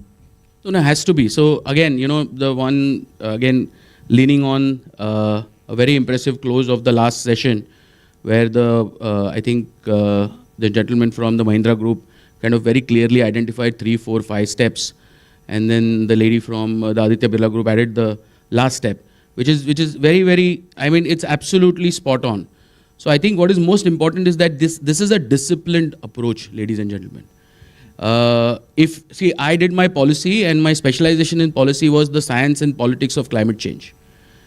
And one of the fundamental principles that our professor taught us is that, it's called as a global commons problem, where whatever you do essentially is not really going to resultly benefit to you on your, immediate profitability or something, but you leave an intangible impact on the environment. So I think what is becoming increasingly crucial is that while this kind of development at scale that is happening, because now we are going to do these underground tunnels, they are not really kind of heavy on the pollution side, but the fact of the matter is that the infrastructure, both the state government done infrastructure on road, bridges, metros, underground tunnels, but the redevelopment in Mumbai. Today there are more than 5,700 buildings that are in process or undergoing redevelopment. The scale of that proportion is huge, and every single day these applications are coming in. SRA projects are happening at scale. MMRDA clusters are being demolished and new clusters are being built. So if we have a principled approach, Chaitanya, where we say that we will do these buildings in a certain way, there will be a standard that will be followed, the material that will be brought will be low emission, and that is recyclable. If these principled approach through a policy mechanism is imposed, and I'm using the word imposed very cautiously, because unless and until there are some impositions that happen, we will not be able to bring change at scale. Voluntary CSR-led initiatives is not going to take circular economy or environmental issues at scale. Government will have to step in with solid policy pressure. So to answer your question in brief, yes, there is a very important role of circular economy, that the whole principles of circular economy which will come into play when this entire approach is taken, and government is committed to do that. So you're saying that rather than being a facilitator or a catalyst, government has to take the role of a more stern regulator to enforce circular economy? Has to be. See, we are in an era where we are building at scale. Now we have to all realize that, we have to do what is right and yet remain profitable. And this is a message to the business community. And I think that doing right is very crucial. And now if the disciplined approach is not coming within all institutions, certain institutions are taking the lead and saying that, okay, there is a principled approach. But if that is not happening in every institution, we will not be able to bring change at scale. So I believe that what government essentially needs to do, and this is a personal view, as a policymaker within the government, we will have these conversations in cabinet, and then the wisdom of the cabinet and the wisdom of the chief minister will come into play. But I'm a very strong proponent of this fact that unless and until you have certain very specific measures that you put in place, especially when it comes to redevelopment of projects, because it's an absolute, the build out process is a guzzler on environment, but it needs to happen. Okay, so it is imperative. But can we work on a strategy which makes sure that it follows a principled approach? That there are certain materials which can be used which are far more. It is definitely going to have an impact on cost. But what is that impact? Unless and until we travel that path, we will not know. So all I'm saying is that government needs to be a little bit aggressive and active. Maybe the geopolitical environment right now is not appropriate because there are too many headwinds coming from all sides. We put pressure on the investor community more, they will crumble. But at an appropriate time, I think pressure needs to be put. And if the realization and the conscience of the business community does not wake up, then we will have to wake it up. So do you think, I saw an example in the previous, when the speaker was saying that EU in 2026 came out with a circular economy law. So do you think, if not right now, in the next few months, Maharashtra should also codify whatever vision documents we have and have its own circular economy law as a legislation?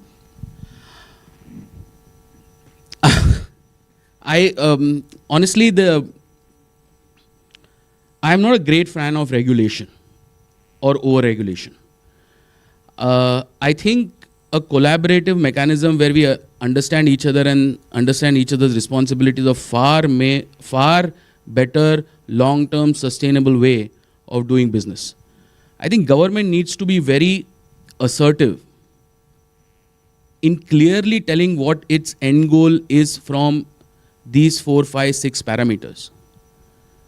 This conversation is very important is because a couple of days ago we were having this conversation on two-wheelers, which are a very important component of Mumbai's last mile today.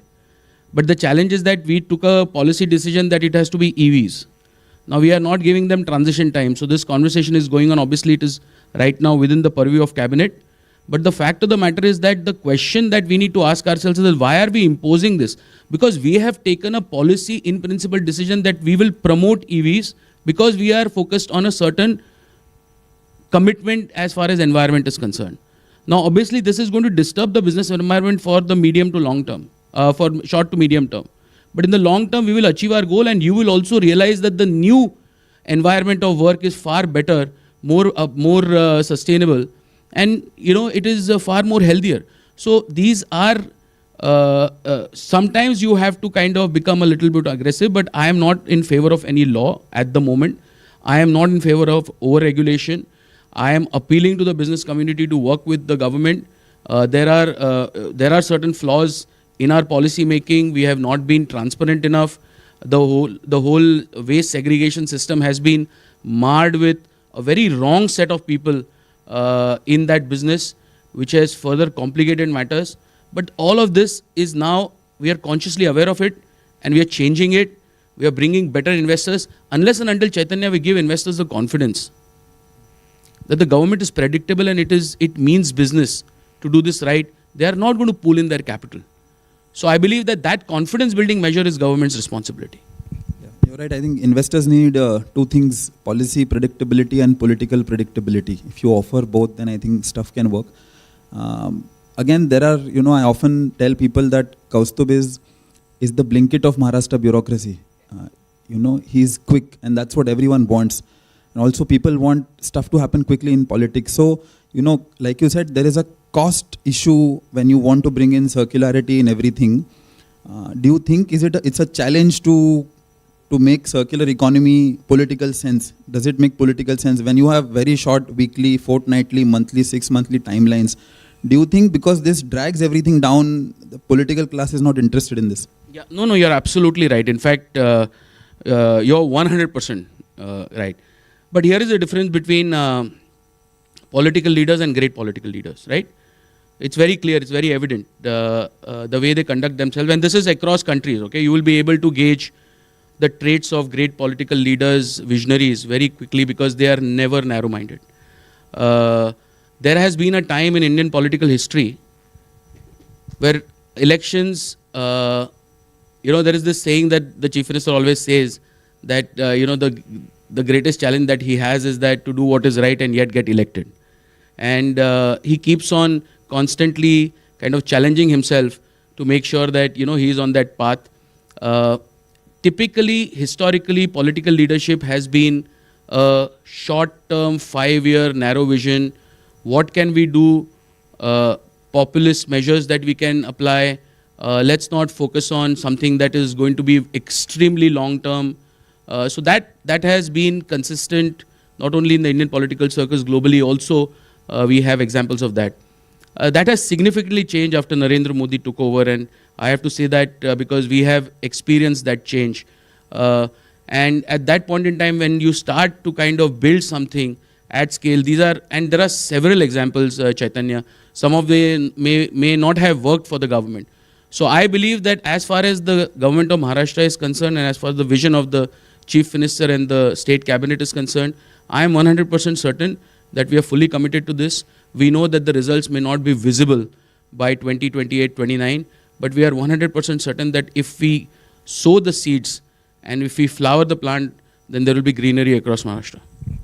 Since you also head the CM's war room, and what I gathered today is that circular economy is not a one-way street, and it's not just about a vision or a document. It requires a lot of heavy coordination and collaboration between state government, between regional municipalities, other regulatory agencies like MPCB. So at the war room level, how do you think this can be handled better? And do you admit that at that level there has been a failure to address this so far? I think I wouldn't say that it would be a failure, but I would say that there are very clear indicators of improvement. So here is what the challenge is. As a chief investment advisor to the chief minister, one of the challenges I'm facing is that there is $480 billion of investment coming into Maharashtra, and investors getting increasingly impatient, because in order to set up one's EV plant, traditionally it is taking about 365 days or maybe 420 days. And there are 3-4 permissions that are required, and most of them are environment related, which is increasing my time plan. The same number of days, if you go to any economy, is far more lesser. In certain states in our country also it is lesser. So we are trying to build in my office as a competitive advantage, how can I get industries on the ground faster? But at the same time, the balancing act is that what are the necessary requirements that need to be completed and not hastened through, whether it is ETP, whether it is consent to operate, whether it is, so are there any rudimentary policies which need to be removed? And can we kind of improve the efficiency of kind of implementation? So governance, nobody says governance is easy, whether it is government or it's a private sector. It's a tough battle of choices. And you are going to be in some way or the other, maybe not judged, but assessed by the choices that you are going to make today. And I am firm on the fact that we are working, and we may not be right every single time, but we want to make choices which are impacting citizens positively at scale. So I would say that this is an ongoing battle. There is no yes and no, right and wrong answer. I have to admit it's a gray area. When consent to operate is and the MPCB is taking such a long time, it is very, very frustrating. For me, if I'm an industrialist, it is extremely frustrating, because probably an Andhra Pradesh or a Gujarat is giving them in almost 10% of the time that we are taking. So there is this balance that needs to happen, and it's a process that we have to traverse. But yes, there are some areas of improvement, I would say, and we are at it. Thank you, Kaustubh. You have been very, very candid as always, and given us a glimpse into the kind of work you are doing and the kind of challenges that the government also faces. Thank you so much for a really candid conversation. Thank you so much. Thank you. Thank you. Thank you so much for this insightful conversation. Please also wait here for a second.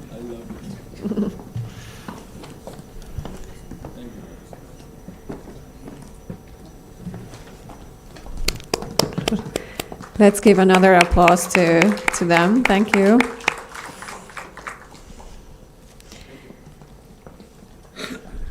I think it was a very good and frank discussion about future visions and challenges in Maharashtra. Now we are moving back to discussions with the private sector. We have been going on for some time, so if you need to stretch your legs, don't worry about standing up a bit and stretching yourself, because we'll go on with our last panels, continue with them before lunch. I would also like to say that there are many businesses in the room, Finnish and Maharashtrian businesses, and there are these forms that have been handed out at the registration desk for companies to fill in if they want to have B2B meetings with each other. And we have colleagues from FICCI who are in the room. Please raise your hand. If you identify a business that you would like to speak with during or after lunch, please hand in the filled form to him here in front. Thank you. And now we, like I said, go back to discussing companies. We'll have industry leaders from Finland and Maharashtra on the stage next. This panel will be moderated by my colleague from the Finnish Embassy in Delhi, Advisor Samuel Augustin. Please, Samuel, I welcome to the stage. Also, all the panelists, please take your seats, and Samuel will take the lead of this panel.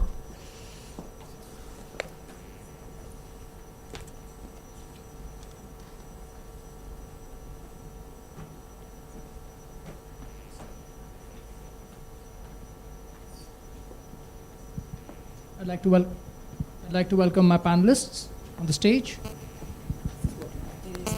Great. Right, so we have Mr. Jayant Roy. Please proceed to the stage. Mr. Venkatesh R. Mr. Jotin Kutti Sebastubhavan, and Ms. Monica Srivastav.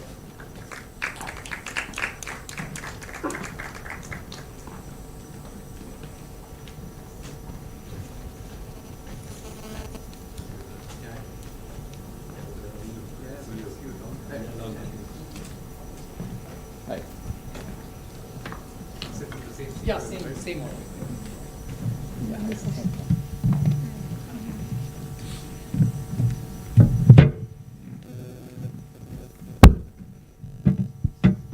Right, great to have you all here with us.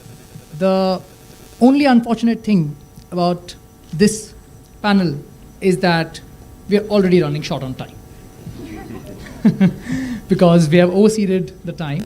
And in the interest of time, what I'll do is I'll quickly introduce the panel and then we'll begin. So we have Mr. Jayant Roy. He's the Managing Director of Lindstrom. Lindstrom specializes in B2B textile as a service solution, offering workwear rental, such as heavy-duty, industrial workwear, and corporate staff uniforms. We have Mr. Venkatesh R. He's the Managing Director of Vatsala India. Vatsala manufactures power equipments for the marine and energy industries. We have Ms. Monica Srivastav. She's the Head of Sustainability at JSW Cement. JSW Cement is among India's largest cement manufacturers. And Mr. J.S. Kutti, who is the Chief Sustainability Officer at Tata Motors. Tata Motors is amongst the leading automobile manufacturers in India with operations in over 125 countries. So the drill is very simple to my panelists. I'll have one question and have each one of you answer the question. And then if time permits, we can have the second question. But we want to keep this more interactive like the previous panels, and we'll have more time for the audience. So my question to all of you is, what is your circular economy business model? Mr. Jayant, we can start with you. Sure. Happy to be here, and esteemed panelists, hello from my side. So, for Lindstrom, I think it started off as product as a service. We are into workwear rental services, so providing high quality workwear, but not only just providing the workwear, but also maintaining, repairing and reuse. And that's how the circular business model is built. So right from the design stage, when we are designing a product, what we take into consideration, I remember one of the earlier panelists talking about design being the central theme. So the product is designed for maximum life. We use Ocotex certified durable fabrics. These are typically bio-based recycled fabrics that are taken in the design. Even the accessories, so we try and minimize the accessories that are there so that it's easy to repair these workwear. Moving forward, we have something which is called PRODEM, which is production on demand. So there, what we do is even a single garment, if it is required, it can be manufactured. So it's a cell-based manufacturing and not the bulk manufacturing that typically textile companies do. What that does is that it reduces complete overproduction, and of course the use of resources also comes down. Moving forward, in our process, the process is designed in such a manner that the efficient use of water and energy and detergents. So all our detergents are enzyme-based green detergents that we use. Going further forward, a part of the value chain is the repair and the reuse, which becomes extremely important. Because what this does is it elongates the lifespan of the textile.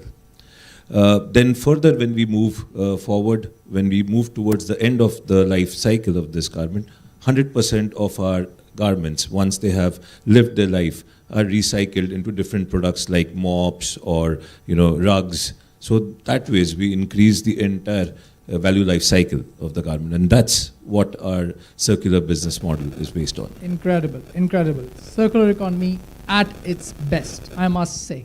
Lifetime extension, product as a service, that's how it's supposed to be. Isn't that right? Absolutely. Great. Mr. Venkatesh, what about you? Yeah, again, it's nice to be part of this esteemed panel here and talking about the sustainability and also circular economy from a Finnish company perspective. We, Wärtsilä, maybe most of you know, we are a marine and energy company in 192-year-old in India for the last 40 plus years, and also on the ground doing activities. And how it has developed on our front is that all our solutions which are done are more sustainable solutions. So we build sustainable societies with our innovative solutions and services. So if you see, whatever our solutions are, they are all future-proof. Today, if it is running on a particular type of fuel, tomorrow the same products will run on green fuels, sustainable fuels, different types of systems and technologies. And that said, also the current life cycle of our products and systems are enhanced through the service models. And there we use digitalization as one of the key elements. So, most of these equipments which are all serving solutions which are like 3-4 decades they go on. So every cycle of the maintenance or extension of those would help the customers in a great way. And that is where our digital services brings up the automatic detection of the products and the components in that and extend their lifetime. So that's a very, very important aspect. And then if we think about our solutions itself, they are very highly efficient, highly profitable, and also continuous improvements happen. And most of you know Finland as being a leader in the research and development. Our company also puts in a lot of efforts on research development areas and bring up solutions which are more future-proof, sustainable, and also more standing in the bigger perspective. So we also collaborate on many of these type of innovative solutions with also services enhanced with it, and then bring up an ecosystem which is more close. Many of us know that 2035 is the direction which Finland has put in as the direction for sustainability. But as companies, we have kept the 2030 as a dimension. Many of our Finnish companies are kept that, and there we look at our own products and systems, our own factory manufacturing, and also our suppliers into that. So it's a circular economy playing around with our ecosystem players, which will bring up that bigger perspective. Lovely. Yeah. Just out of curiosity, do you have rental models as well? Do you rent out your machines and equipments? We have multiple business models. Mm-hmm. Mostly customers prefer their own solutions, and they are more, because of the utility scale and the bigger solutions, they are there like that. But in some of the cases, we are also looking at energy as a service and different models that are coming up. But today, mostly, since it is of utility scale, they are more on longer term PPAs and longer term directions. And in the marine, the customers would need it by themselves. So that's where we have not seen the solutions that much picking up yet, but we are preparing ourselves towards that direction also. All right. Mr. Kuti, the floor is yours.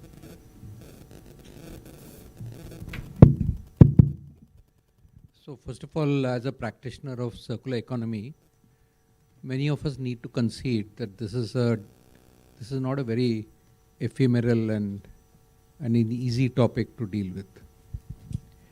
Many of us misunderstand that the usual examples that we probably encounter with using old stuff and passing it down our generations is really not about circular economy.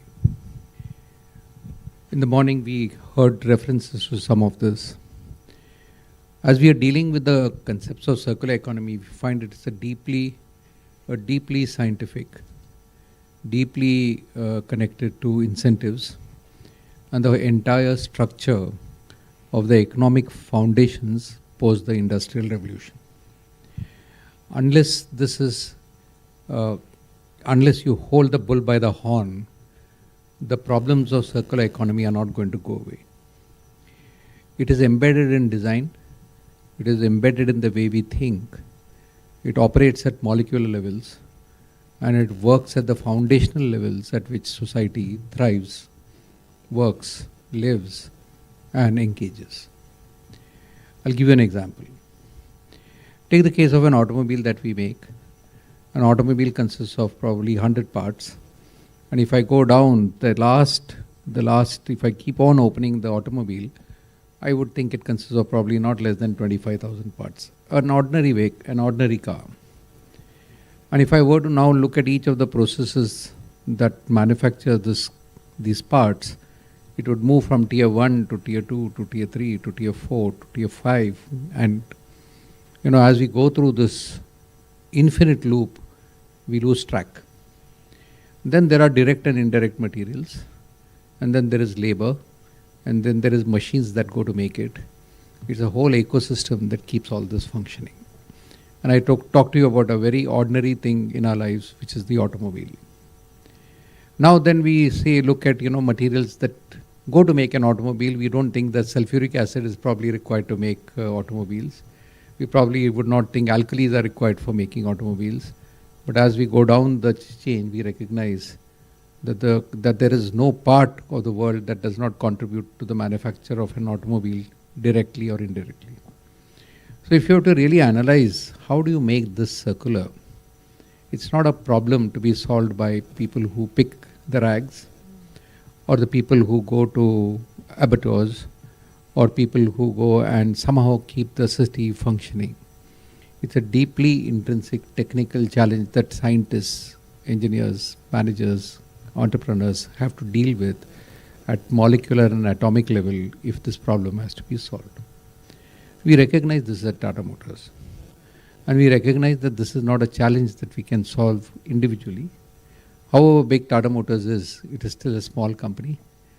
And within this whole vast world of opportunity, unless there is ecosystem play that one of my senior colleagues from Tata Group, Abhishek, referenced, we are not going to be able to solve this problem.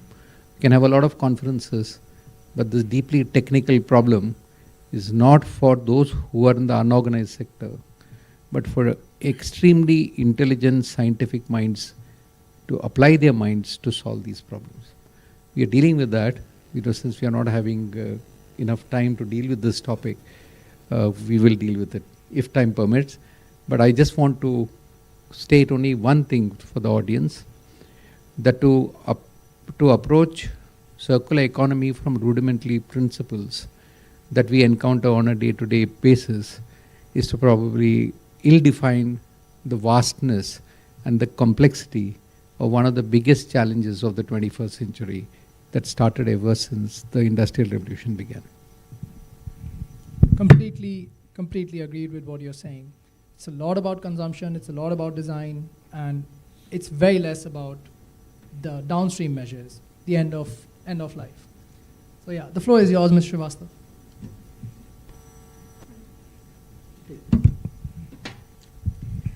First of all, thank you for having me. So I represent JSW Cement, for which the teaser has already been given by Mr. Prabodha in the earlier panel, because I represent the same group.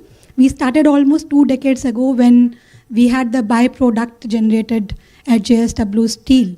So before coming a little more in detail, just for the purpose of understanding, cement manufacturing is a resource-intensive, emission-intensive, and energy-intensive process. So while we started our business model based on the material circularity, but if you go, if I talk about the whole 2 decades, we have replicated from material to fuel to energy, and now we are thinking of CO2. So I'll just give you a glimpse of it. So cement is produced by an intermediate product called clinker, and which is made out of limestone. Limestone is the basic raw material, and limestone along with other raw material is heated almost 1400 degrees Celsius. That means we need a lot of fuel. So over the years, currently we are replacing almost 15% of our fuel requirement with the alternative fuels, which is mostly coming from the segregated plastic waste, or the non-recyclable plastic portion. So that's the second thing.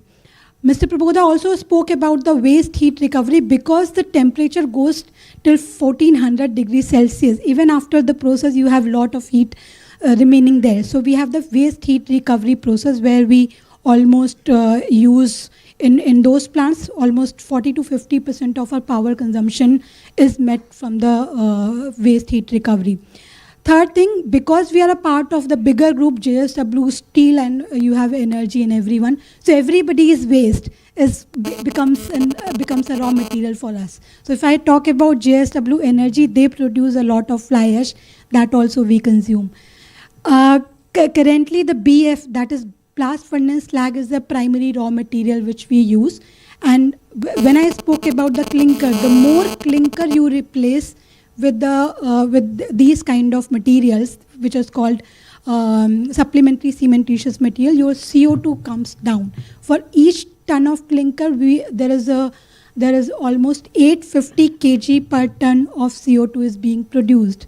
When we are building on circular economy model, we have also become the company, not just in India but globally as well, with one of the one of the lowest emission intensity. To put the numbers in perspective, the global average stands around 580 kg per ton, and our emissions stands around 250 kg per ton. That's an approximate. So you can imagine the kind of impact we have with the build of circular economy and with practicing that. And now everybody is talking about CO2. So CO2 is anyway the waste which is going into the atmosphere, and many people, and including us, we are now thinking of making it also circular, that CO2, how CO2 can be reused again. In Europe there might be the storage which are more conceptualized and more being practiced, but in India most of the cement companies and other companies are also relying on the utilization part. So that's the go ahead for us. So we are building on that part right now. Yeah, thank you so much. Lovely. There's so many questions where I could ask you about the cement industry. It's one of the most difficult in the hard to abate sectors. And the fact that all the flexible packaging is already used as a source of energy in cement. So it's already, there are attempts being done towards circularity in the cement sector. But yeah, there's a long way to go, and we all know that. Keeping the interest of time in mind, I would suggest that we open the floor to the audience, and we can have maybe 3 to 4 questions, depending on the answers of the panelists. So please.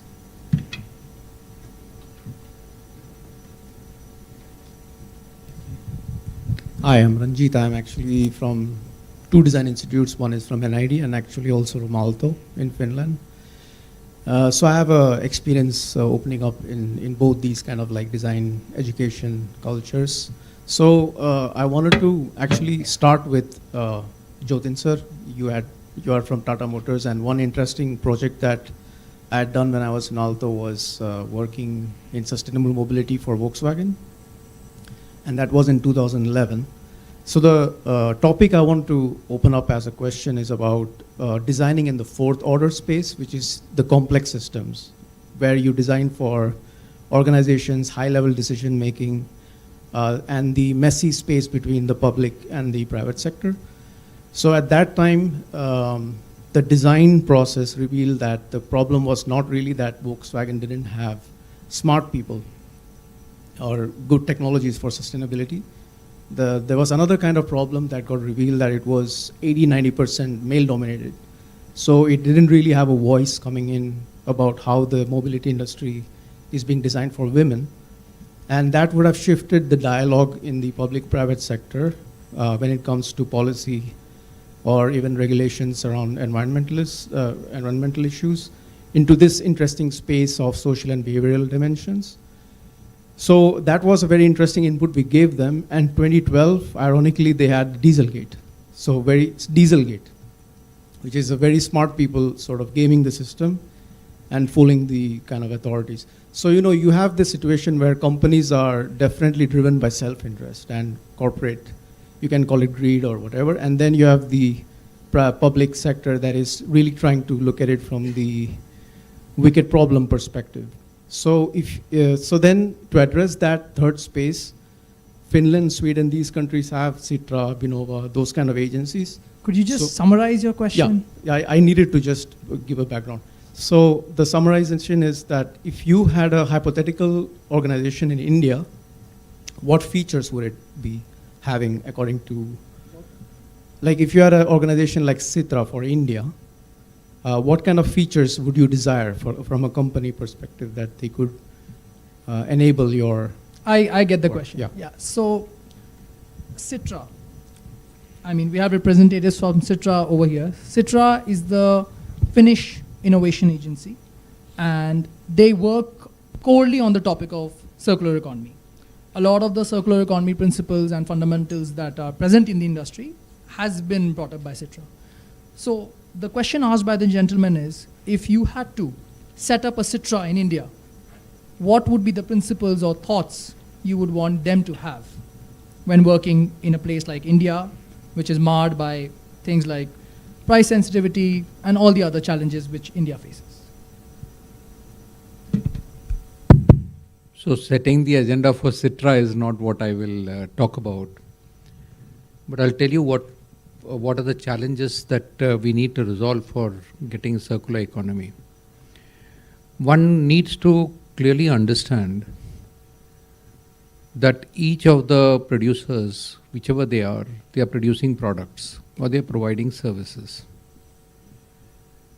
Now, and none of these products are coming into the market by not meeting regulations.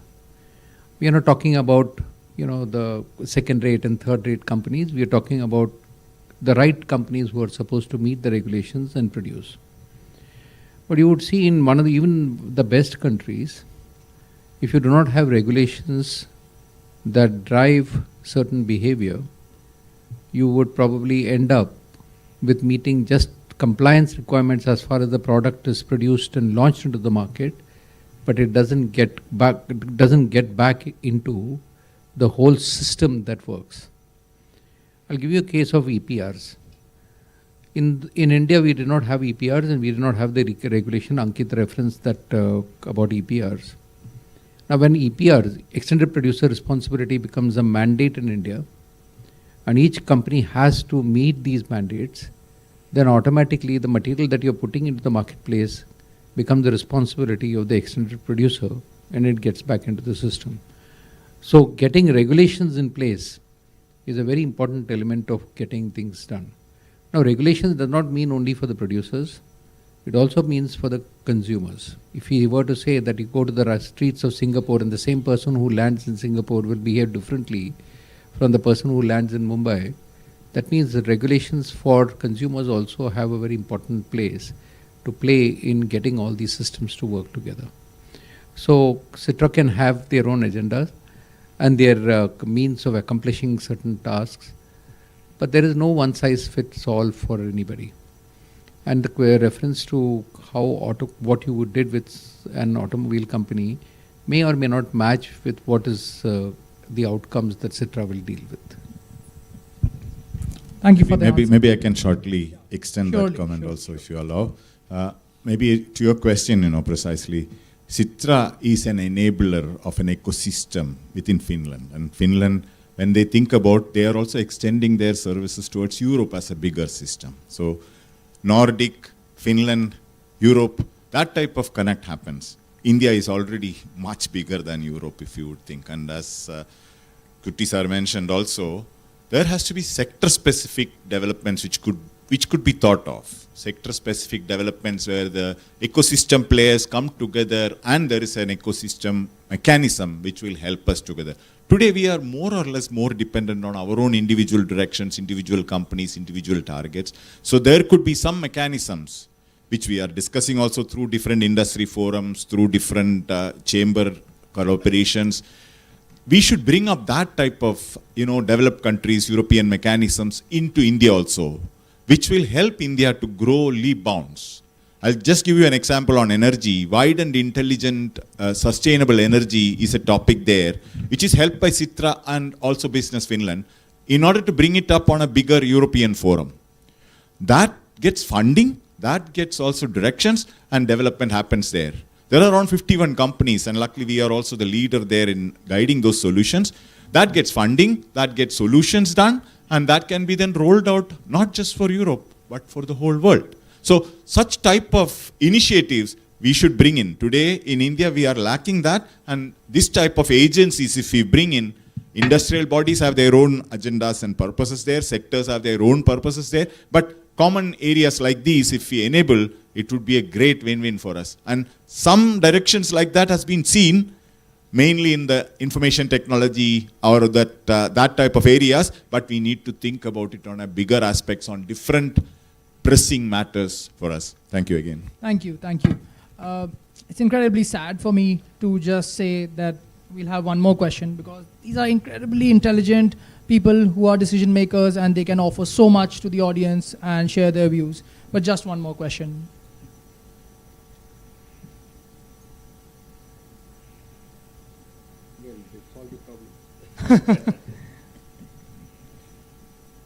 Yeah. Yeah, please, Gary. No, 1 minute. Take the mic. Yeah.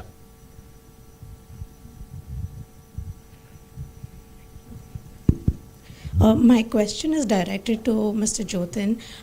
So I wanted to understand from the private sector perspective and as Tata Motors, how do you envision the role of government and infrastructure when we talk about a take-back system for vehicles?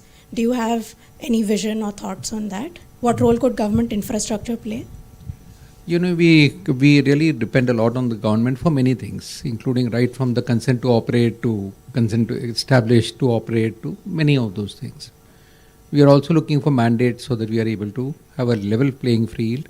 You don't want to do something more at great costs, which the competitor is not doing. Therefore, you know, can you have regulatory space where everybody is fair?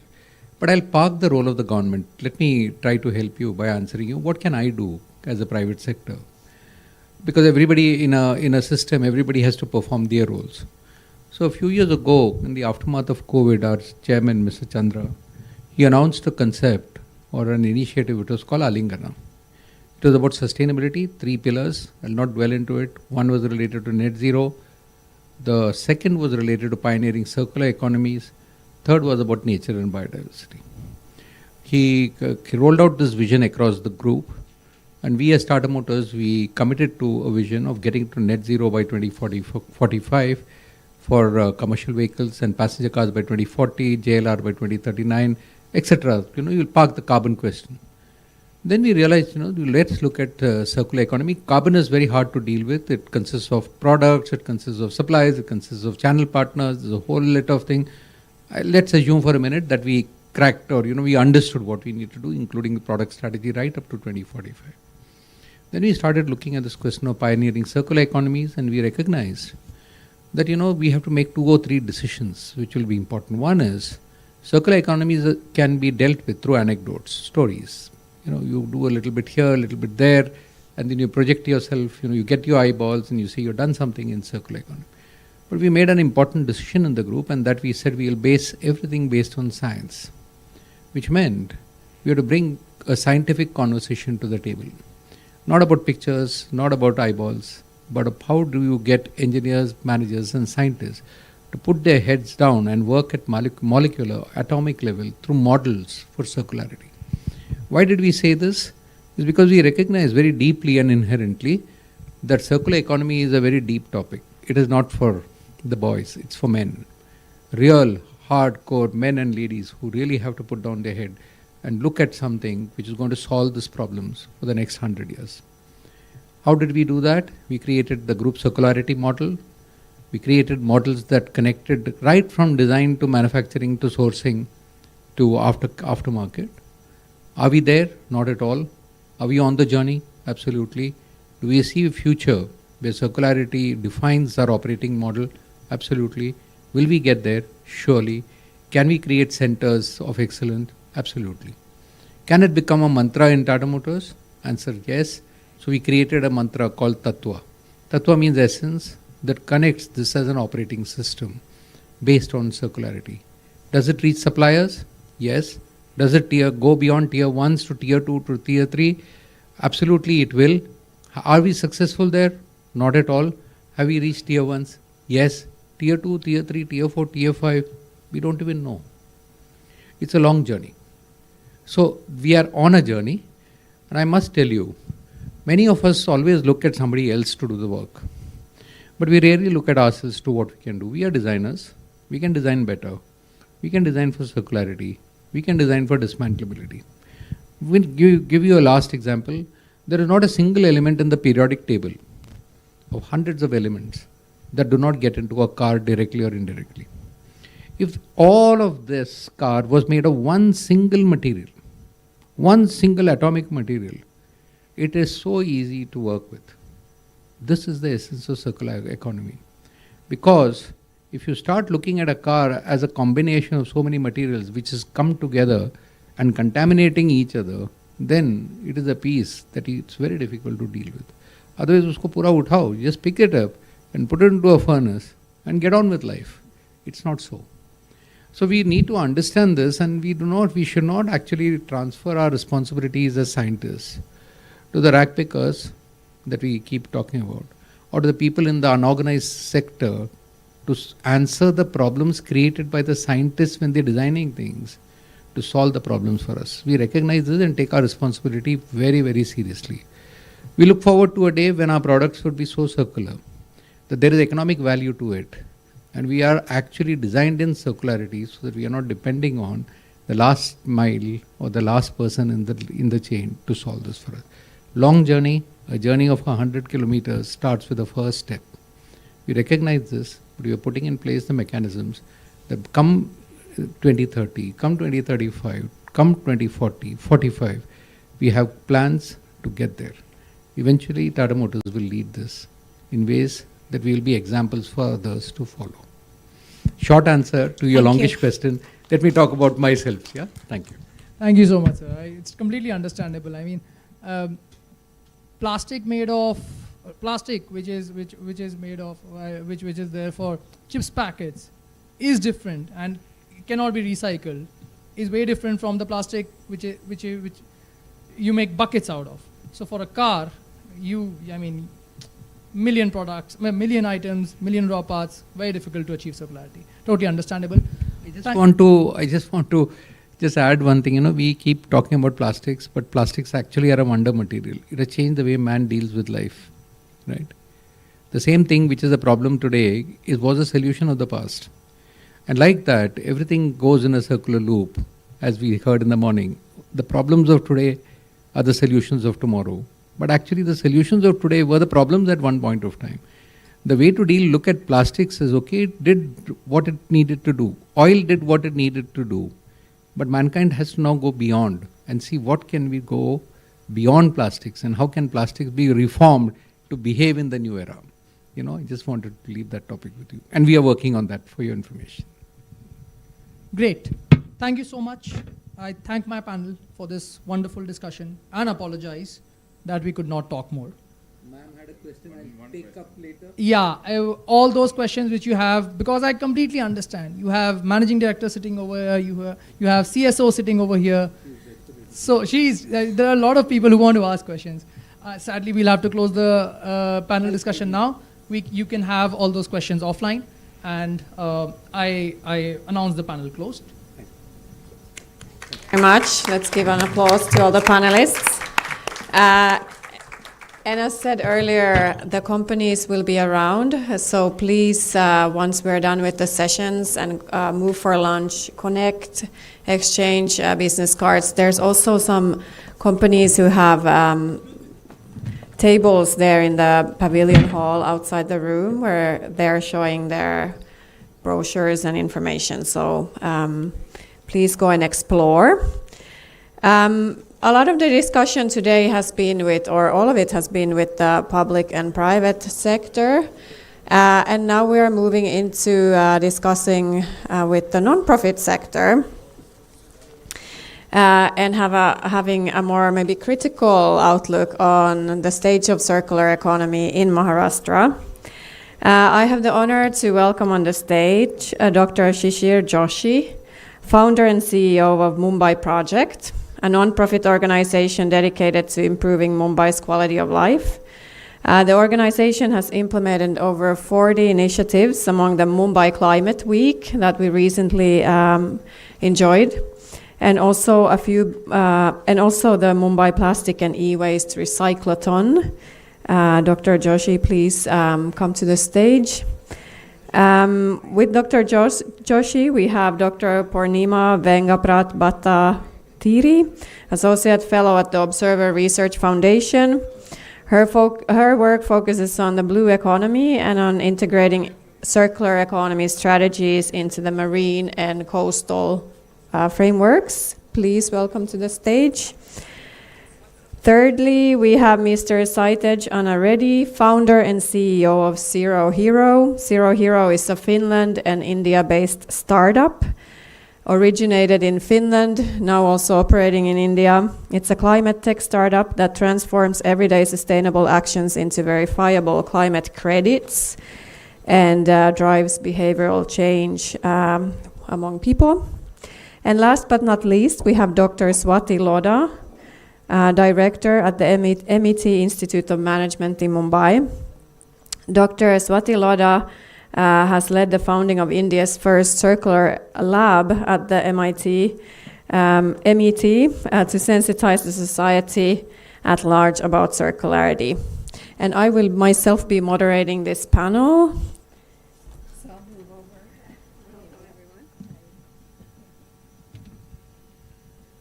Very nice to have you all, and nice to have a different perspective on circular economy. I think we have had great speeches so far, and I hope you speak frankly about what you think and what should happen. But my first question is very simple. Do you think Maharashtra is on the right track towards circular economy? And do you think we see a transition actually happening towards circular economy? If I start from that end, Dr. Joshi, please go ahead. Just let me clarify, I'm not a doctor, so I'm Shishir. But yes, let me just take it a little more granular. I think rather than talking about the state as a whole, I think we'll need to look at addressing this problem bottoms up from citizens. Because while we're talking about public partnerships, private partnerships, as you rightly said, important to bring in people into the picture.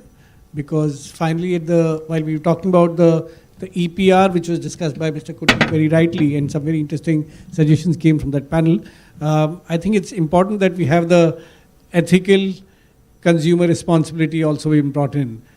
So the ECR needs to be brought in, not maybe in a punitive way, but in a more action-oriented way. What we managed to do at a Project Mumbai level is, yes, bring about a slightly scalable model of people's participation. The state will support, participate, once you see people being far more responsive.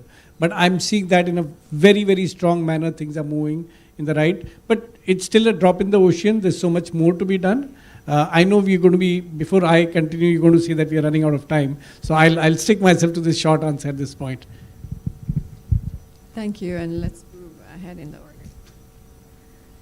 So, are we on the right track? Yes, most definitely. We have circular economy markets growing at 8% globally and 12% in India. So definitely we are seeing a structural change. For example, the Maharashtra government last year brought out this circular economy directive, which addresses recycling various kinds of waste, for example, construction materials or say battery waste, all these different kinds of waste. But we also need to look at some of the gaps that still exist. For example, we could also look at agricultural waste, which is millions of tons that is produced in Maharashtra and it's burnt away. It's not used for anything. Some industries like Praj are dealing with this, but then we need more such industries and more such startups dealing with this. Apart from that, there is textile waste. There is 25 to 30 million tons of construction waste that is generated every year. So we need to look at circular economy from a holistic perspective, from we need to address all the different kinds of waste that we are generating and how can we generate some value out of it. And if we look at, say, Europe's example, Germany has 67% of recycling that's happening currently, and 12% of circularity has been achieved in Europe so far. But it took about 30 years to get there. It's not done in a day or two. So in India, our villages, we have this, we have this very good base of repair, reuse, recycle, all these concepts, we already have it in us. So we need to build upon that. And in addition, we need to look at it like in the last panel, we talked about how we need to bring science and technology and look at it from that perspective to eventually be able to achieve that. So we need a farmer, a scientist, an investor, a politician, and a policymaker on the same table, close this loop, and that's how I look at circularity. Good afternoon, everyone. Thank you for having me here today, Eva. I will take a liberty to talk about, in an individual point of view, like SARS said, from a bottom-up mechanism, because as we agree, it is not a one person's role or a one department's role to work on a circular economy. Firstly, 10 years back, if you would have asked me what is circular economy, I could just say, oh, it is a recycling. I see a label on a product, yes, it is recycle, and I'm done my part. But it's not that simple. It is how the society produces and how we consume it and how we value our resources. Take today's conflict in Middle East. We could do a lot of things that can really reduce our energy bills on a country if you use the resource that is within your within your limits. The main part was the throw away habit. Like we all know that it is inbuilt to us. We breathe, we inhale, exhale, we sleep, we throw away. Don't say that there is no one here that don't throw away things. We all do that. How did that particular habit came into us? You should go and just dig into textbooks. A century back, we got used to that habit. Thanks to then corporates, they successfully embedded that habit into us, which is still very difficult for us to come out of it. And that's where I see are we on track with this sustainability or circular economy? We just started. I don't see we are still at that phase. We have to do a lot from both bottom up and top down mechanism. Mostly we have to work towards resource efficient society. That's in our, as an entrepreneur, as an individual, as a citizen, it is our role to do that. And yeah, I leave it to them to take a decision on that.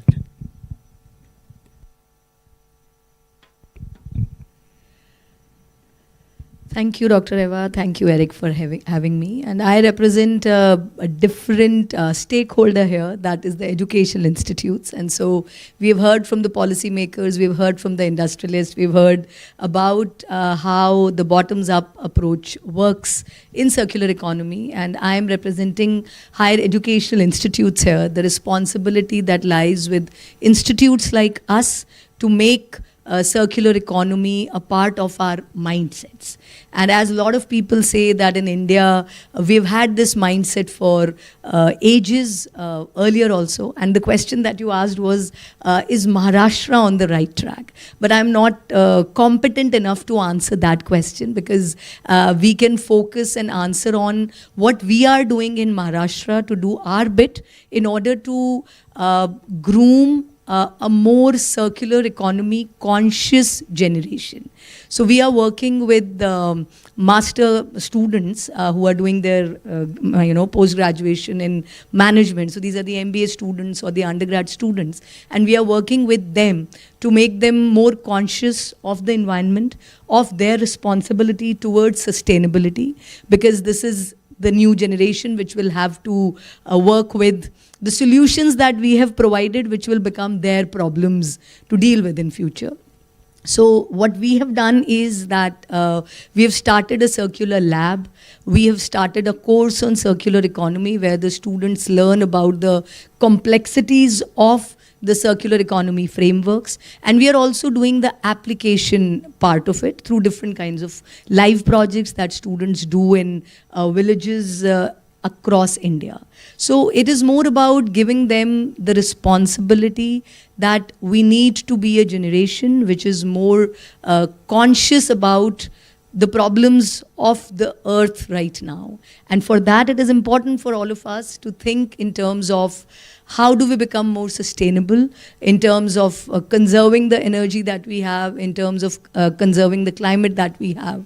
Then also learn about the carbon deficit that different industries or different principles that we use are leaving. But at the same time, the most important part for all of us right now is to be conscious about living a life which is more sustainable and more intensely thinking about circularity in our lives.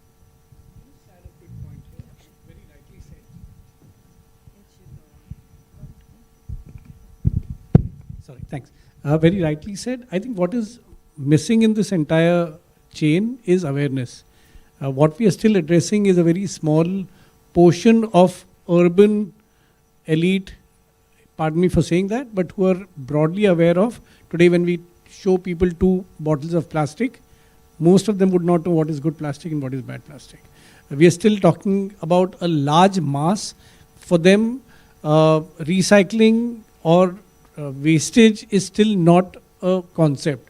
You talk about Mumbai, which is 60% living in non-urban pockets, and if you try to tell them to segregate their waste, for them the priority is the food and the livelihood.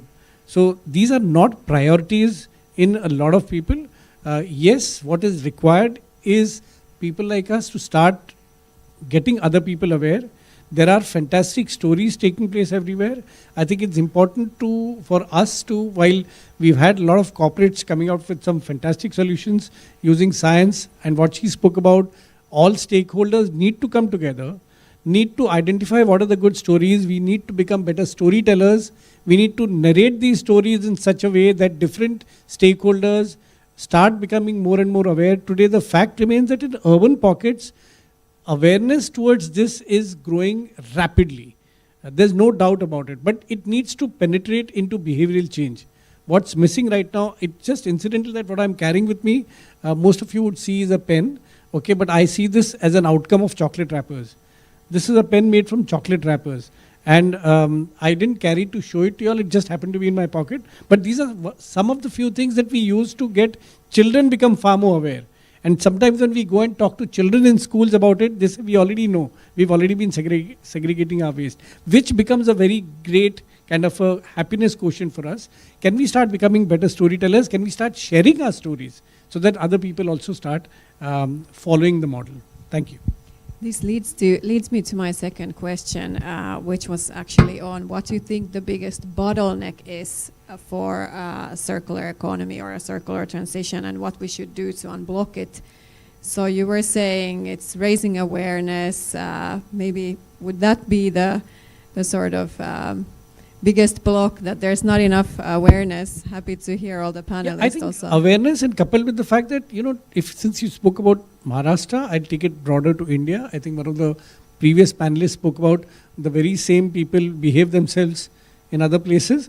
Our punitive measures are not very strictly enforced. So the enforceability of some of the laws, we do have a lot of people sometimes question us, does India have the laws? If you start looking about, even there the awareness is lacking. We have fantastic regulations, we have some very good laws, we have some very good processes where behavioral change can be enforced. The lack is the enforceability. I think a mixture of these two can play a great role in expediting. So I would like to add on to what Shishir sir just said. So I, being from a scientific background, would like to look at it from that perspective. And for example, we have many technological processes for various kinds of waste valorization initiatives and so on. But there is a lack of information flow. For example, a farmer who is sitting in Vidarbha or Marathwada, he may not know that the material, that the waste that they are generating in the agricultural fields has so and so potential, has so and so value that can be generated out of it. and they may not know how to connect with the right people, the processors, and the processors may not have the right information to connect with the investors, and so on. So it's a chain. So there is a lack of information symmetry which we need to address to begin with to be able to do this. Now, second point is, in the earlier panels we talked about EPR, monitoring, tracking, regulation, all these points, which is important, but I would like to talk about a prerequisite of all these, which would be life cycle analysis, which also we talked about in one of the panels, how for each and every material, each and every product, we need to do an in-detail life cycle assessment to understand what would be the environmental implications, or how much energy, how much electricity, all these factors that go into it, and what is the final carbon footprint that comes out of it. But one problem which I would like to highlight here is the database which we use for life cycle analysis is largely European, even in Indian industries. We do not have an Indian database which tracks the information, for example, from Indian power plants or all of the different kinds of industries, different kinds of materials that goes into it. So we need to develop such a database. We need to do detailed analysis for each and every product to finally understand what goes into it, and based on that we need to make these regulatory and monitoring frameworks. So that is my second point. And third one would be, each and every policy that we talked about looks at circular economy or waste recycling or valorization from a single product perspective. For example, we are taking sugarcane bagasse and we are getting ethanol out of it, and that's that. But what about the remaining materials? Like we can get some biochemicals out of it, or we can get some specialty chemicals, which has huge value. For example, if I take 1 ton of sugarcane, I can get ethanol out of it, and I can generate say 2,000 rupees per ton of that sugarcane. But if I am extracting all the other materials from it, I might be able to get 15,000 rupees out of it per ton. So why are we not focusing on that? Why are we focusing on only a single product scenario? We need to focus on this multi-product scenario. And while I'm at it, to do this, to extract these processes, we should also look at the processing part of it. As in, we need to, if suppose I'm generating ethanol out of waste, very good, but what if I'm using acid to do so? That's not a green method. We are generating a carbon, an environmental footprint right there. So we need to look at the processing part of it, each and every micro detailing of it, for which we again need a life cycle analysis to completely understand this in detail.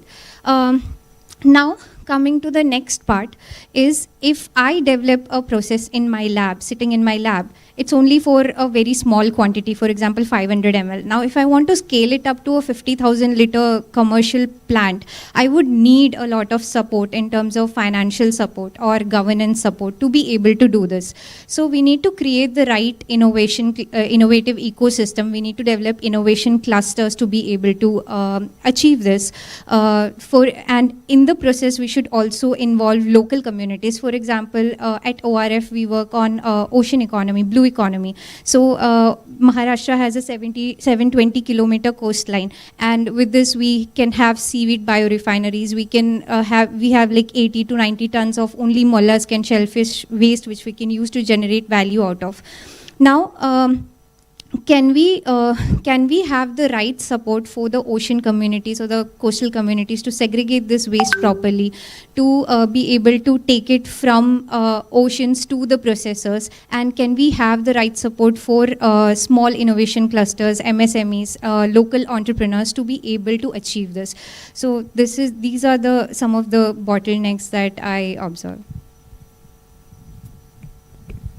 From my point, the biggest bottleneck we see is there's a lot of breakage between the departments. Like for example, a manufacturer producing and it is going into the supply chain and a consumer using it.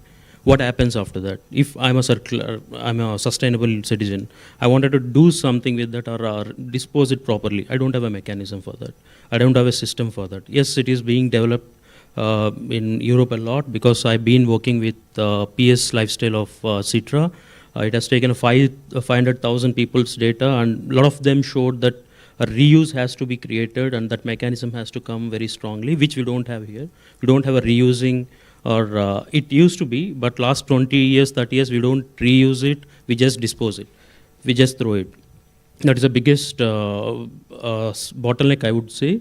And life cycle assessment. Last 1 century, whatever innovations happened, this was not considered. Let's take a plastic, like a previous panelist told. It was actually a magical material. It solved a lot of other problems, but we didn't know how it's going to end up. Especially after World War II, it exploded. And even that plastic produced 100 years back, still it is there here. That was completely neglected, and now I think after Paris Agreement 2015, it's been seriously considered. Like every innovation that is coming out has to be certified with their life cycle assessment. Once that fixes, most of the things gets fixed. And in an individual point of view, I think there should be a mechanism like a CIBIL and a unified payment system where your climate positive actions are recorded and stored, so that maybe you give that to your future generation as an asset. Thank you. And then thoughts from the academic side. Thank you, Eva. So, according to me, ticking the box mentality is the biggest roadblock. So, whatever we are doing in the circularity system right now, more of it is more symbolic. For example, we are working on building a circularity index for assessment of accreditation bodies at the moment. And so, when we are working on that index, it is working from the perspective of how do we get better marks on that kind of an index? But then we are not working on making something that will change things on the grassroots. So the mentality, I would not say that it is an Indian mentality, but it is the mentality of putting in a band-aid. That is, we are looking for quick fixes at that time. And so because of that approach, we are not building something which will be long-term, which will be moving towards the longevity of, say we are talking about the design issue or the product issue. But when I look at it in the education sector, so we are not working to build something which is going to work long-term. What we are building is all to tick the boxes. And that is what, it won't solve our problems at all. Thank you. Seems that there are quite fundamental problems still to tackle. My final question to you all, and also final remarks, is what kind of collaboration do you think is needed for a circular economy transition, and with what kind of organizations do you now build new partnerships? Thank you. So I'm just going to use this opportunity to talk about the Mumbai Climate Week. That can't be a better and bigger collaborative platform. Project Mumbai, the organization which I founded, we have created this opportunity for all of us sitting here. We had the first edition, which many of us never really thought that a Mumbai city could really bring in a few hundred organizations, 300 organizations came together, 30 countries joined in. But what we are looking at is creating an opportunity to have conversations on climate, conversations on solutions, and looking at hope. So I'm just going to leave this here, that all of you here, if you feel that there is a solution, if you do believe that there is hope, which I personally believe, can we get together to look at solutions, look at the Mumbai Climate Week as a platform to come and work together, bring down silos in climate conversation, okay, look at working together, because this is the moment India is really poised in a very, very positive and nice manner. There is some fantastic work, and I've seen Tata Motors, JSW coming out with, and the Mahindra Group, some fantastic work scientifically that they're talking about. All of us can put our heads together to come out and find solutions. I'll leave myself with that there is a platform available. Let's make use of it. It was a great event, I agree. So good you brought it up. We would not like this to be an event. We'd like this to be an ongoing conversation. Yes. Okay, so I would like to highlight one main point which I observed, is that in addition to collaborations across research, academia, industry, and so on and so forth, even we need to have collaborations within our system. For example, if we look at ocean waste governance, if you want to use this waste in a circular way, it's scattered across different ministries, it's scattered across different schemes, like it could come under a Swachh Bharat mission, it could come under a waste to wealth vision, and so on and so forth. So can we have a nodal central system where people from all these different ministries or all these different agencies are coming together and they're making decisions for circular economy initiatives. That is one thing. And second is, as I highlighted before, we have high world-class research institutions, we have the technology. So can we really collaborate with one another to take it forward? And at the same time, can we also bring informal sectors and local communities into it? For example, there is a company called Sathi Pads, which is in Gujarat. So what they also do some work in Maharashtra. So what they're doing is they're using these banana fibers and they're making sanitary napkins out of it. And the people who are making it, they employ local women to do that, and they purchase this waste from the farmers. So there is a loop there. There is socio-economic development, and at the same time they are generating value out of it. So can we have this system from a rural communal level to a governmental level or a ministry level? So this is where the real win will be. Regarding collaborations, I'll give an example of what we are working already with Dubai Municipality, Dubai government, along with BITS Birla Institute of Technology, Dubai. What we did is we introduced an ID system. It will be a unified climate ID for our students over there, co-issued by the university. It will stay with them for our entire life. They live 90 years, it stays with them. 100 years, it stays with them. It records all the climate positive actions which are verified and approved by government of Dubai and also BITS Birla campus there. So it records on a chain. 2 years later, I go to a Birla, maybe Pantaloon somewhere. I wanted to purchase something. If they wanted to reward some sustainable users or recognize some sustainable citizens, they can just take your ID and scan your ID and give you your green citizen discounts. This successfully worked in Dubai, and now we are looking at expanding. We are already in Finland for sure. And for a global south, we started with Dubai, and now we are in discussions with AP government, Andhra Pradesh government, where they introduced very surprising, and I felt very surprised by seeing that. Every household holds their waste, and when a special vehicle comes to their doorsteps, they give that, they weigh the waste, and they have a slot. For a 1 kg of plastic waste, they get 100 rupees. Not only that, we work with villages in Maharashtra. So our students did a project with that. What more can we do in order to make them sustainable? Thank you so much. Thank you very much. Thank you for bringing in insights about citizen, community, and student awareness raising and having them on board in this circular economy transition as well. I'll now thank you all. There will be some small gifts handed over to all speakers.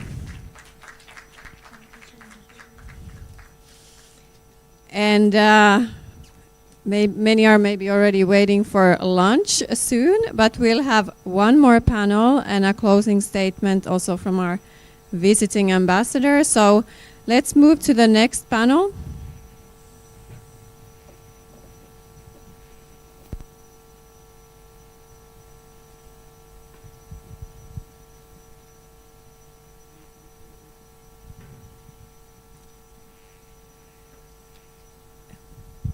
Let's move to our next panel. I will again hand over the moderation to my Delhi colleague, Samuel. Please come up to the stage. The next panel, we wanted to discuss maybe something that's an elephant in the room, so profit and cost of circular economy. We have two Finnish companies joining us, both of them working from a circular economy perspective. We have Tapani Haavisto from Tana, and we have Sridhar Rao from Elematic. Hope they're around. And then we'll also have our very important collaborator to get this event together, Mr. Shankar Deshpande from MMRDA. He is the Chief Investment Officer of MMRDA. Please all welcome to the stage.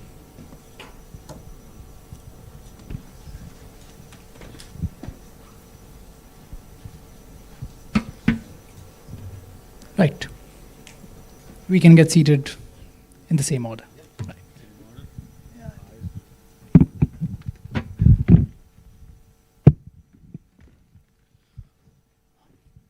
All right, we have the last session for the day, and it's about to be lunchtime, so I know everybody is going to be in a hurry. But these are very interesting and very knowledgeable speakers, so I'll expect a bit more patience, and you would probably enjoy this panel quite a lot. My colleague Eva has already done the job of introducing our panelists, so I'll get straight into the action and begin with the questions. So my first question is to you, Mr. Tapani. I think it's working. Yeah.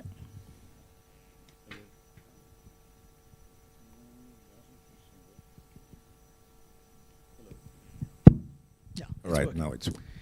Right, so how does your business contribute to circularity? And a bit about your business as well.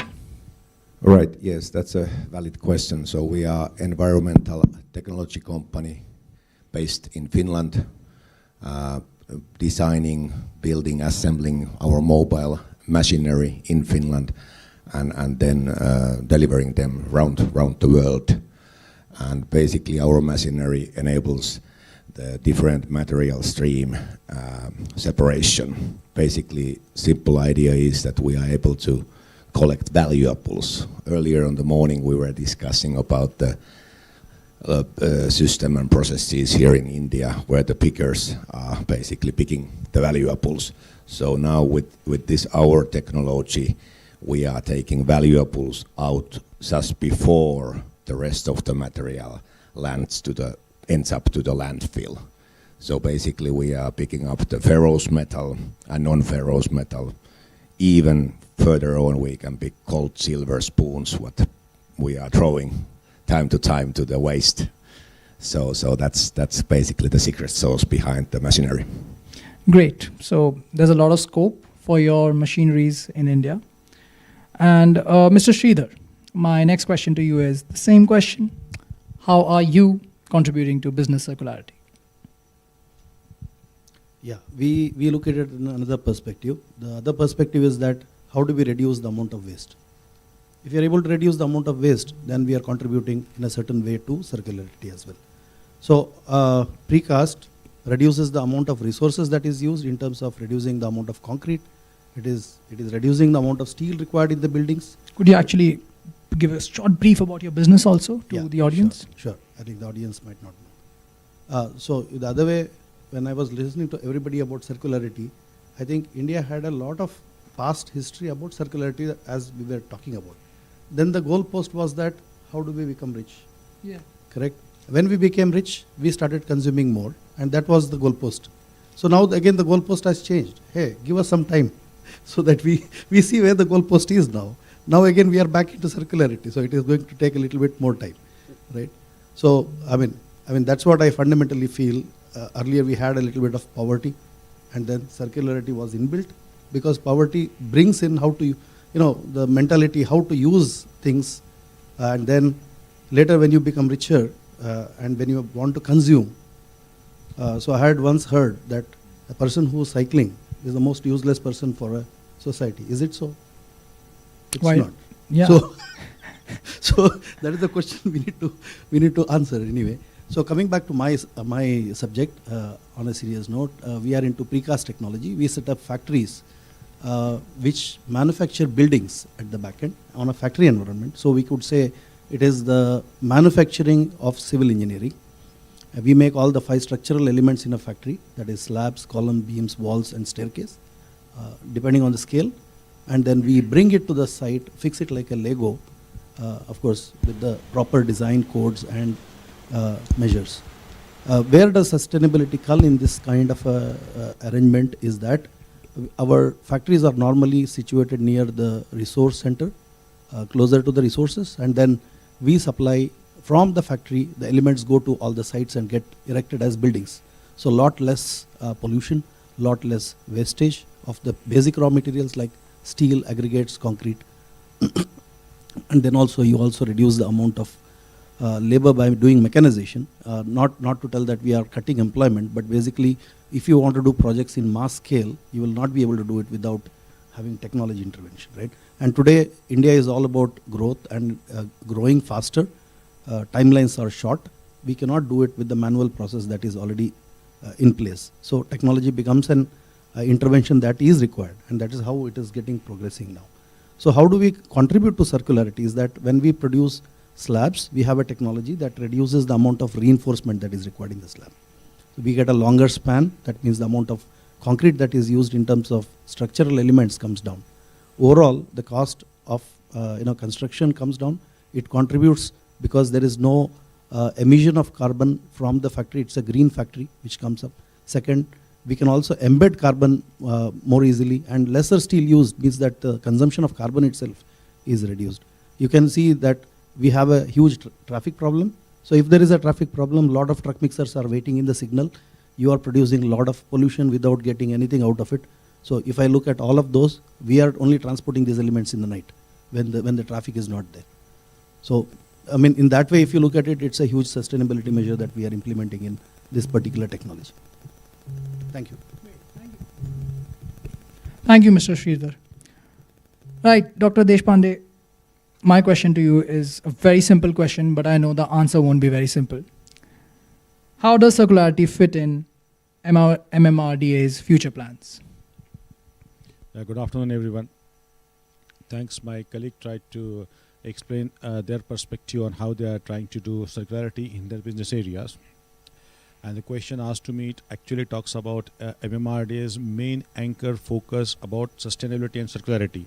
And I'm glad that I'm a speaker just before the lunch because the Honorable Chief Secretary and Honorable Metropolitan Commissioner put a right perspective for what the state is doing, what are the national ambitions, and how MMRDA is fitting into that. So I actually got the clues from what they have talked. If you just see some examples of circularity, what MMRDA is trying to achieve, the huge impetus of 337 kilometers of metro network. And this just answers what you cite is we start with reduction. And when we're using public transport at a scale, and when we say that Mumbai typically is a public transport city, when about 60 to 65% of our first and last mile along with the core mile is by public transport, you are actually reducing the emissions on the road. You are actually consuming less fuel. And thereby you are contributing to one factor of circularity is start with reduction of use of resources. And what actually Mr. Kaustup said was very right. We don't look circularity as a waste problem. We look as a resource problem. And Honorable CG also touched upon about, and the Honorable Chief Secretary touched about, how do we recircle all the materials required and consume. Now, if I give some statistics of India, 35 to 40% of the people urbanized, and globally we know as the ambition of, as you rightly told, is from when we embark this Amrut Kal for the next 25 years, and India wants to become a $30 trillion economy, and Maharashtra towards $5 trillion economy, and Mumbai metropolitan region to $1.5 trillion economy. When these aspirations of economic growth are coupled with consumables, then I think the circularity issue comes in a mainstream, very central to what we are doing. And it actually talks about a way of life. Now, somebody who is in the room and you should tell him that he is aspirant, young, growing and consume less, perhaps it is mellowing down on his aspirational. However, our demographic dividend is 28, and about 80 crore people will be in the age of 28 to 40, which will be growing. They will be contributing to the economic growth of the country. Also, they also have to achieve the net zero targets. So when we are trying to achieve sustainable development goal targets, when we are trying to see that the energy footprint is less, when we are trying to see that the carbon footprint per capita is less, circularity actually touches and becomes the main central theme of all these areas. If you see all the MMRDA projects, we talk about rebooting, we talk about reshaping, and we talk about Mumbai in minutes. If you see these three pillars and how they are so closely lit with circularity and sustainability, I'll just emphasize. If you are traveling less, you are consuming less. So we're talking about last mile and first mile and 15-minute cities globally, but in Mumbai you will find it's happening. Then we are also talking about a resource consumption. When we are using only fuel as a public transport, which I gave example, let's go on water. We have the policies which are about circularity of the water, and Honorable Chief Secretary also rightly said that water we use vaporizes and becomes the rain.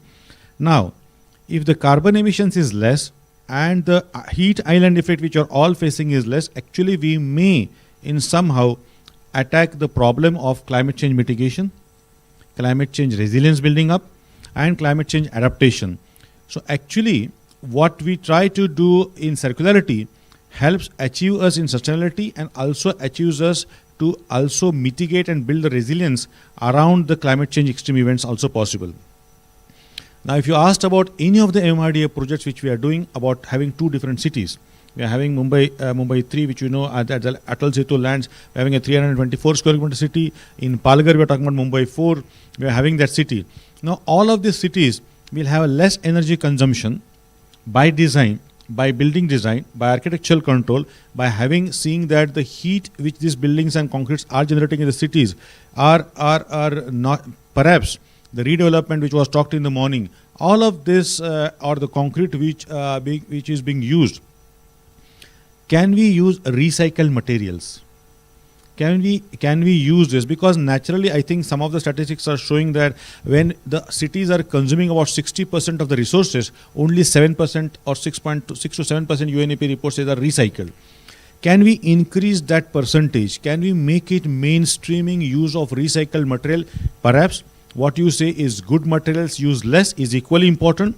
Perhaps recycle, because redevelopment is happening on huge ways. Perhaps because construction and demolition waste, so solid waste, water cycle recycling, wastewater uses, industrial waste, the steel, the car waste, all of this waste which city is generating, and from 1 kilogram per person per day, when we are having economic growth, if we reach the natural trajectories which are globally happening, about 2.5 to 3 with a huge population, it's going to be a huge target. That's why Mr. Kaustubh Dause in the morning said that we are going to have circular parks around the municipal corporation.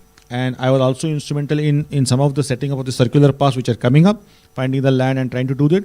I was also instrumental in handling this solid waste management at a level of a regional level. It's not municipal level, because sometimes the economies of scale don't match for setting up a plant for a municipal level. Now, even if you see waste management total process, we are talking about life cycle cost. And we are also trying to see where is the value which is coming out of this waste, which can be captured and used as a profit proposition by the private sector. And if the equity of the private sector is equal to what government sector is doing by allotting a land, then we solve the problem. That's why we are trying to see that sustainability and circularity are the central of all things what MMRDA is doing. Thank you. Thank you so much for the detailed and lovely response. We'll open the floor for questions. We'll have 2 questions. So, audience.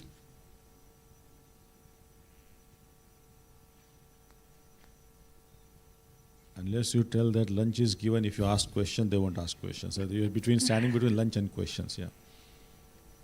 We've got great speakers. Yeah. I think my friend from Alto has a question, yeah. Please. Can somebody pass a mic?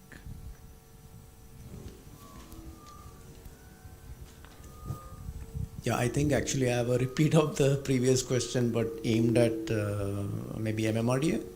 So similarly, just like Finland has this organization Sitra, which is handling the difficult task of doing innovation thinking and design thinking, which MMRDA and these organizations have the experience to do, but they're firefighting every day. So that agency that requires that kind of expertise, is there any move in that direction to build that kind of a agency kind of thing? That was the question. And just in simple terms, is MMRDA thinking about circular economy or not? And if they are, then are there people who are specifically thinking about circular economy in their plans? We are not only thinking, we are implementing it, we are part of it, we are part of that circle already, and it's not today. Whatever projects which MMRDA has been doing across the time, we have been part of it. We started with very conservatively with reduce, recycle, those philosophies, to now trying to be at a design stage implement the objectives of that. If you're talking about institutionalization of that, yes, we certainly have a separate solid waste management department for waste management. Every municipal corporation has. We have. I think you will be surprised to know that the state government has just signed an MOU for making Mumbai metropolitan region as the first circular economic region. We are going to talk about air, we are going to talk about water, and we are going to talk about all the greenscapes which is happening here. So when we're talking about blue and green infrastructure, when we're talking about grey infrastructure, and when we're talking about digital infrastructure, circularity and sustainability are at the core of that. Separately, as the time evolves, we'll have different people, we'll have different skill sets, but let me tell you, as Metropolitan Commissioner in the morning, Honorable said that, we are having global engagements. And this is the workshop which allows us to speak with the global engagements. We are already having few global engagements across the education and the thought process. We are working with University of Berkeley, we are working with TU Delft, we are working with TU Munich, we are working with Alan Turing Institution. And once we start University of Birmingham and Crossrail, and circularity is part of the discussions, part of the dialogue, part of the workshops. We are trying to build it. We are trying to also build the skill sets. We are doing reskilling, we are doing upskilling around this area. And actually, with all the architects which we are using from design stage, we are getting involved on the dashboard to see that this building life cycle will have less energy consumption. When we are doing it a design cycle, we are actually answering the circularity because we are consuming less. It starts with that. And then how do we recycle the entire process? That's all actually from the selection of materials, from the design stage. Circularity is the main focus and impact of what MMRDA is doing. Thank you. Great. Thank you so much. Thank you. Thank you, panelist. Myself, Satyendra Upadhyay from the Somaya Vidya Vihar University here. And I work on the circular economy transition for MSMEs. So I have two questions. One for the Tapani. In Finland, how do you work with your supply chain, making sure they are, first question is like, up to what % they are fully circular, the supply chain, SMEs about that. And second, how do you make sure they follow that? Reason behind, because in India the scale is different. We have huge million of the SMEs are there, and priority is different. They have the resource constraints and the financial limitations are there. So those are the challenge are there. One question for you, one question for Dr. Shankar. As you mentioned, I think it's very good initiative to see a circular economy park. But what we are also discussing at in education level, how do we make our young generation more ready for those advanced infrastructure in the future, which is going to come in Mumbai? And especially becoming individual responsibility towards the circularity. I don't know how to achieve that. Not sure whether index can help it out, but a kind of individual sustainability index kind of things. Do you think is there some discussion is going on, or there is and you are working with a couple of institutions like TU Munich and all those, is that some moving in that direction? Thank you. Yes, I can start at the answering. Bottom line, how I can see it, and that's question is, I have had that in many countries. So first of all, it's education, and that needs to be in place. And secondly, we need to have a regulation by the government. So that's definitely needed to get the separation started, that the waste wouldn't end up to landfill as it is today in many countries. But we need to have proper education when it comes to the schools, and then then going from there. That's the bottom line. And then we need the government help for the regulations, and then comes all the municipal activities around that. And then EPR, we were discussing that. That's a good activity. That's definitely needed. We have a good stories about EPRs. What comes to the, for example, used tire recycling. We are recycling in Finland 99.9% the percent of the used tires, and there's certain fee once we replace the motorcycle tires, passenger car tires, we need to pay once we do the replacement. But that's a full circle how we do it, and we've been doing that. probably 20 years, and it's definitely working. So those are the fundamentals. Thank you very much. I think circularity has a very relevant geographical context. Now, when you're looking circularity from a European point of view, if you're talking about the Nordic countries, or if you're talking about countries like Denmark, when I visited some of the plants there, the education, when I went to a waste to energy plant, and they took to a room where you have to see the incineration phenomena happening. And there's a small window which is kept at your knee level. And there's a small window which is kept at an height level. So I was just wondering who does come and see that at a knee level. Then I was told that in Copenhagen, there's a subject of segregation taught at the school level. And they are given toys of different waste with different colors, and there are different boxes which are kept. There are 6 of them, and the school children are taught as a game to mix this different types of materials and segregate at the school level.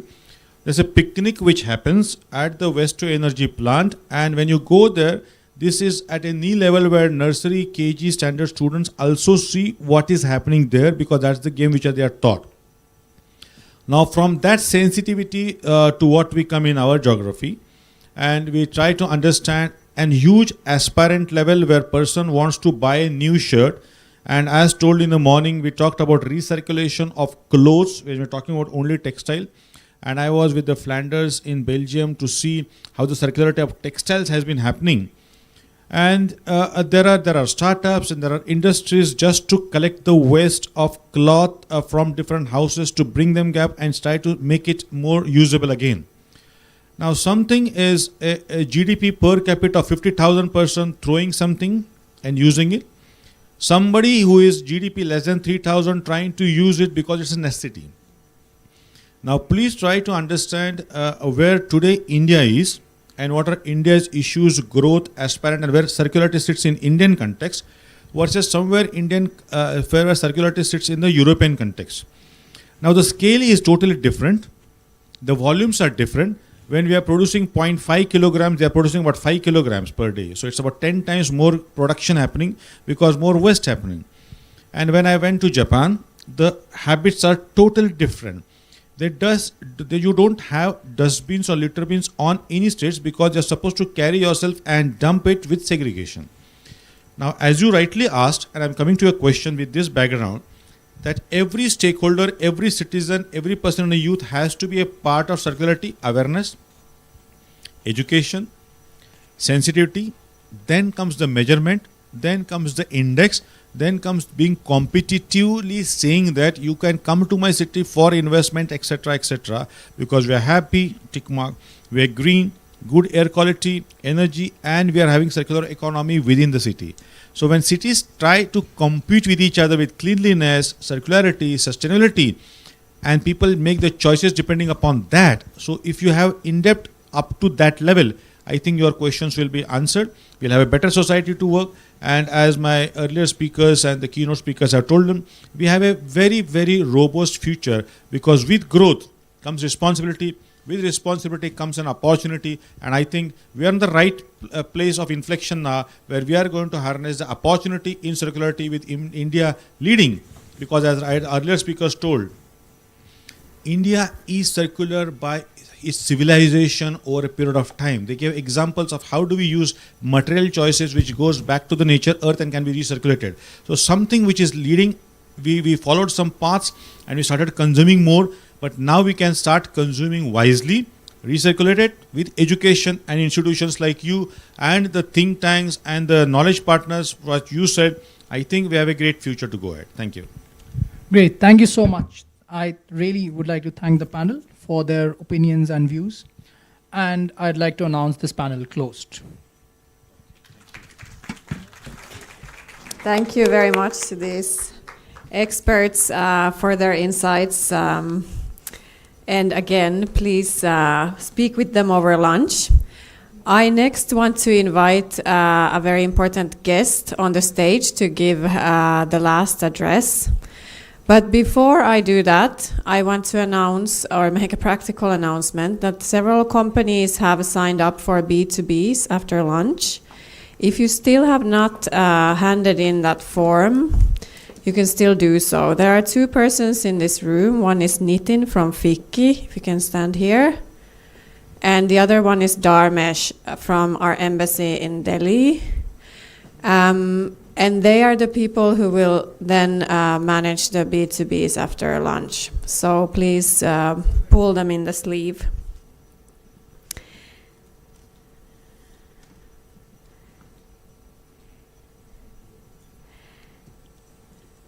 And now, before we wrap up this exciting, intense, insightful morning that I'm happy you have been listening to all along, I want to invite our other visitor from Finland, Ambassador Titta Majaluoto, on the stage. Ms. Majaluoto is a thematic ambassador covering circular and bioeconomy in her portfolio. She's a senior diplomat, having served, among other postings, as the Director General of the Department of Development Policy and Director for the Unit for South Asia and Southeast Asia. So she has a long career. And she will turn our gazes towards the future and the upcoming World Circular Economy Forum that will be held in India in September. So as said, this was a formal side event of the upcoming global forum. So please, Titta, the floor is yours. Well, thank you so much. And Eva did not remember to mention that we are actually old colleagues from the Development Policy Department. It just shows how small the world is. So I am very pleased to be here today, distinguished guests, with you. This is an important event, and what I actually do on my daily work as a bio and circular economy ambassador, also in charge of food exports from Finland to anywhere in the world, is that I actually sell the Finnish solutions. I want to be open and frank about it. There is nothing bad about being a saleswoman. So why I think that Finnish solutions are actually extremely good for India is that we have taken a huge industrial leap out of all the European countries in a shortest period of time, basically in a very similar stage where India is at the moment.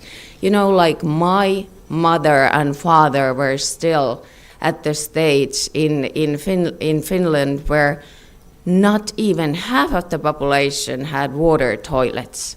When you came basically from countryside, it was a matter of fact that you were using sort of like landfills basically that were sort of like constructed to be then modern laboratories, and then basically very rapidly we industrialized, we urbanized, and like became the modern Finland that most of you now know, and the modern Finland that our companies represent today. What Eva also told is that I'm the ex-director for South Asia unit in the Ministry for Foreign Affairs of Finland, and that is correct. And like I was sort of like that was my first managerial posting when I started a while back. And like I was relatively uncertain what to do as the new director, and my esteemed ambassador and director general of that department handed me a book which was called Answer is India. And that was written by a Finnish journalist who had lived here several years, inspected and, like sort of observed your system, your electoral system, like taking the ballot to every single distinct village in a remote place, saying, like how you actually are sort of like the biggest democracy in the world. And then also explaining the industrial development at the stages that you are at.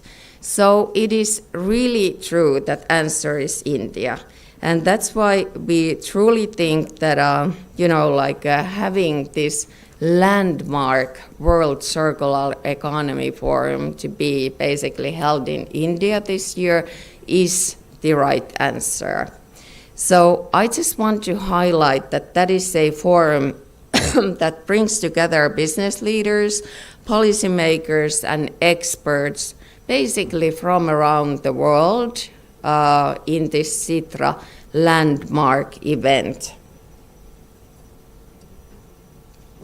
And it has become a globally recognized platform, basically not only for government officials, not only for NGOs, not only for companies, but basically business leaders globally to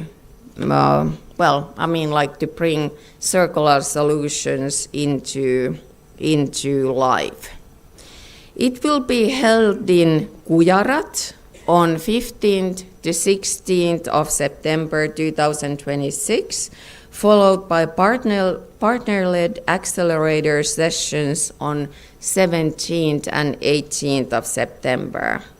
It will be organized together by Sitra, by the government of Finland, and by Finland. It's not only the government, the Ministry of the Environment, Forest and Climate Change, and the Central Pollution Control Board, together with the broad network of Indian and international partners. Finland has been a pioneer in promoting the circular economy globally and sees that it is really the key pathway to strengthen competitiveness, innovation, resource security, and sustainable prosperity. It is actually quite poignant that the theme of this year's WCEF is how circular economy solutions can strengthen resilience, competitiveness, and sustainable growth in a world that is facing growing resource pressures, environmental challenges, and geopolitical uncertainty. And all of these themes have been sort of like brought up well in today's discussions. These key topics will include circular business models, resource efficiency, critical raw materials, industrial transformation, circular cities, digitalization and artificial intelligence, financing and transition, skills and jobs, and policy frameworks that enable circular growth. India obviously is extremely well positioned to host this year's WCEF. And the forum will offer an opportunity to deepen cooperation between India, Finland, and the international community, while showcasing practical solutions that can deliver economic growth and sustainability hand in hand. And of course, the discussions have already started today on India-specific themes, and they will be expanded on these business-to-business sessions during this afternoon. So please do stay tuned for news on the upcoming WCEF, and we are cordially, of course, inviting all of you to join us there. Thank you.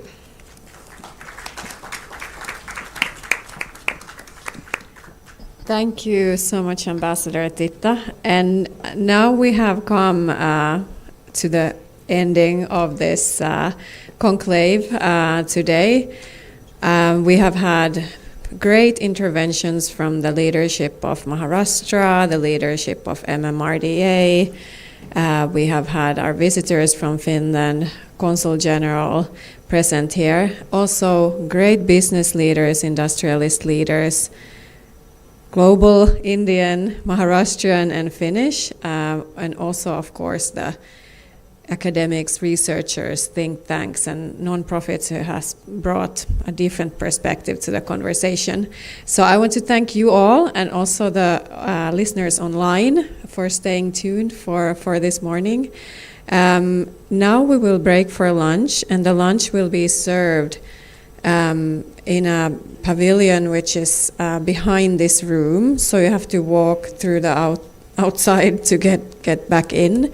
Maybe some of you missed that space in the morning, so in case you did, it's very close by, you just exit and go back in. There we will also have standees of some Finnish companies, and over there we'll also be managing the B2B meetings for which you have submitted forms for. So I hope you continue conversations and build up networks towards the World Circular Economy Forum, and that we can also all in Maharashtra continue supporting circular economy. Thank you on my behalf, and have a great rest of the day.